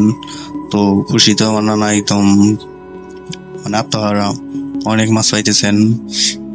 তো আমার নানা দেখতে পেলেন যে এত মাছ মারতেছেন, তো মানে ব্যাগটা তো ওজন হচ্ছে না, ব্যাগটা তো ওজন হওয়ার কথা। তো টর্চ লাইট যখন মারতে যখন দেখলেন ব্যাগের ভিতরে, ভাই বিশ্বাস করবেন না ভাই, একটি মাছও নেই। আমার নানা তো দেখি একদমই অবাক যে মাছ কোথায় গেল, এতটি মাছ মারলাম, এখন এই মাছ কোথায় গেল। মাছটি যদি এখানে থাকে তাহলে এখানে থাকবে, এখান থেকে তো কোথাও হওয়ার কোনো চান্স নাই এভাবে বললো। এইভাবে যখন দেখলেও একটি মাছও পাচ্ছে না, আবার দেখলেন বাসায় থেকে চেক দিয়ে আসলেন যে ঠিকঠাক আছে কিনা, একদম ঠিকঠাক আছে কিনা, ব্যাগ কোথাও ছিঁড়া আছে কিনা, সম্পূর্ণ ঠিকঠাক নিয়ে এসেছিল বাসায় থেকে। তাহলে মাছকে তো কোনো মানে মাছ কেন কোথায় যাবে, মাছ কোথায় যাবে এইভাবে দেখতে পাওয়ার পরে আমার নানাকে বললো, নানার বন্ধুকে বললো, নানার বন্ধুর নামটা আমি বলতে চাচ্ছি না, সত্য নাম দিলাম জব্বার। তো জব্বার নানাকে বললেন যে জব্বার তাই চল বাসায় চল। আমার নানা জব্বর নানাকে বললেন যে চল বাসায় চল। তো জব্বর নানা বললেন কেন বাসায় যাবো কেন, বলো চল বাসায় চল। যাওয়ার পরে আমি বলতেছি, এইভাবে কিছুক্ষণ নানা জোরাজোরিতে ওই জব্বরের নানা মানে আমার নানার বন্ধু যাওয়ার জন্য রেডি, মানে যাওয়ার জন্য রাজি হলেন। এরপর মানে যখনই আমার নানার মানে বন্ধু দেখলেন যে নানার ব্যাগের ভিতরে একটি মাছও নেই, এখন আমার নানার বন্ধু তো দেখে অবাক যে মাছ কোথায় গেল। আমার নানার বন্ধু তখন তাকে বলতে চাইছিল যে তখন এক পর্যায়ে বলছে যে বন্ধু চল বাসায় চল। ওই আমার নানার বন্ধুই বলতেছে চল বাসায় চল। তখন ব্যাগ কিন্তু দুজনের হাতেই মানে ছিল। তখন দুজনে একটু কথা বলার পর্যায়ে বললো যে বন্ধু মাছ তো পাইছিস তো কতটা পাইছিলি, বললো যে এখন আর দেখাবো না, চল বাসায় যে দুজনেরা দেখবো। তো এইভাবে বলার পরে দুজন আচ্ছা ঠিক আছে চল বাসায় চল। এরা ওইখানে আর ব্যাগ দুজনে খুলে নাই যে দেখবি যে মাছ কিরকম হয়েছে কি হয় নাই। তখন বললো চল বাসায় যে চল দুজনেরা দেখবো কার কতটা মাছ পেয়েছি। তো এইভাবে যখন ওখান থেকে আসার জন্য প্রস্তুতি হলেন, হাতে একটি টর্চ নিয়ে তখন আগেকার যে টর্চ ছিলেন ওইগুলো হাতে একটা ব্যাটারি চালিত, তো এরকম টর্চ নিয়ে আসছিলেন। তো আসার জন্য ভাই আমার নানা তখন কাঠবাগানের ভিতর দিয়ে আমার নানার বন্ধু যখন আসছিলেন, আসার এক পর্যায়ে আমার নানা দেখতে পেলেন ইয়ের ভিতর হচ্ছে কাঠবাগানের ভিতরে কাঠ রঙের সাদা একটি ঘোড়া আমার নানার দিকে এক অপলক দৃষ্টিতে তাকিয়ে আছে, আবার ঘাস খাচ্ছে, মানে ঘাস নিচে মানে ঘাসের মতো খাচ্ছে। ওই সময় ভাই দেখতে পেলেন যে ঘাসের মতো ওই সাদা ওয়েবটি মানে নানার ঘোড়া দেখতে পেলেন, আবার নানা দেখে তাকিয়ে আছে ওইভাবেই। তো কিছুক্ষণ করে বললো যে আমার নানার বন্ধুকে বললো যে আমি যা দেখছি তুই কি তাই দেখছিস? তখন বললো যে কি দেখছিস? এরপর বললো চল বাসায় চল। তখন মানে বললো কিছু কি দেখছিস বল। তখন আমার নানাকে বললো যে আমার নানার বন্ধুকে বললো চল পরে বলবো। এরপরে যখন হাঁটার মানে ব্যাগ নিয়ে আর লাইট নিয়ে আর এগুলো নিয়ে হাঁটার জন্য ভিতরতে যাচ্ছে, আবার এরপরে ভাবলো যে আচ্ছা দুজনেই তো আছি, মানে ওই আমার নানার বন্ধু তো দেখে নাই, ওই আমার নানাই তো দেখছে, দেখি আরেকবার দেখি ঘোড়াটা এখন আছে না নাই। তখন কৌতূহল হলো যে ঘোড়াই এখন আসবে কোথা থেকে, এরকম ঘোড়া নানান দিকে টেনশনে মানে চিন্তা ভাবনা করে পিছনের দিকে তাকালেন, দেখলেন ঘোড়া পিছনে নাই, কোথাও নাই, এদিকে দেখলেন নাই কোথাও। তখন ভাবলো যে আচ্ছা এখানে কোনো খারাপ কোনো ঘটনা মানে ঘটতে চলেছে, তো আজকে মনে হয় অনেক যে খারাপ কোনো ঘটনা ঘটবে। এই বলে আমার নানু ওখান থেকে আমার নানার বন্ধুকে নিয়ে হাঁটতে হাঁটতে বাসায় দিকে মানে রওনা দিলেন কাঠবাগানের ভিতর দিয়ে। রাস্তা হলো দুই পাশে কাঠবাগানের বর্ণনা আমি দিয়ে নেই, আমাদের বাসায় বলি কাঠবাগান, অন্যান্য এলাকায় বা বলে যে ওটা মেহগনি গাছও বলে, আমাদের এখানে বলি কাঠবাগান বলি আমরা। তো এক একজনের ভাষায় এক একজনের বলে।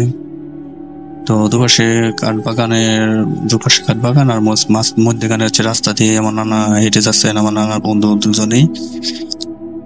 তো ওই সময় কোনো এই কথা আলোচনা মানে আমার নানার বন্ধুর সাথে কোনো আলোচনা কোনো দুজনের মধ্যে করেনি। যখন বাসায় আসে তখন আমার নানার বন্ধুর বাসায় যায়। কারণ এই ঘটনা তো যেহেতু ঘটছে আমার নানার বাসায়, আমার নানু যদি শুনে সময় ভয় পেয়ে যাবে, এই জন্য পরে ভয় পাবে, এই জন্য এর আগে আমার নানার বন্ধুর বাসায় দেখার জন্য সবকিছু বলার জন্য এই জন্য গেছিলেন। তারপরে আমার নানাকে বললো যে আমি শুন একটা কথা বলি। তখন বললো হ্যাঁ বল। বললো যে যখন একটা কথা বলি এখন তো আমার বলবো কিভাবে, আমার তো ভয়ে কোনো কথা বেরোচ্ছে না। তখন আমার নানা বন্ধু বললো বল। পরে বললো যে শোন তাহলে, আমি যখন ভালোই মাছ পাচ্ছিলাম টেরা দিয়ে, যখন অনেক যতটুকু মাছ পাওয়ার কথা ততটুকুর চেয়ে বেশি মাছ পাচ্ছিলাম, তখন দেখলাম যে দেখি তাহলে এত মাছ ভয় করলাম, ওজন তো ওরকম পাই না, যে যতটুকু ওজন মানে ওয়েট থাকার দরকার ততটুকুর চেয়ে একদম কম। মনে হচ্ছে যে একদম হালকা ব্যাগ শুধু হাতে করে রেখেছে। তো এইভাবে অনেকক্ষণ মাছ ধরার পরে যখন ব্যাগের ভিতরে থেকে যখন খোলা মানে বের করার জন্য দেখলো লাইট দিয়ে, আমার নানার বন্ধুকে বলছে এই কথা। তখন দেখলেন আমার নানার বন্ধুকে বললো যে একটি মাছও নেই, আমার নানা বললো। তখন আমার নানা কি বলবে আর তাকে, নানার বন্ধুকে। তখন আমার নানার বন্ধু একই সেমি কথাই বললো যে আমি মাছ মারতেছি।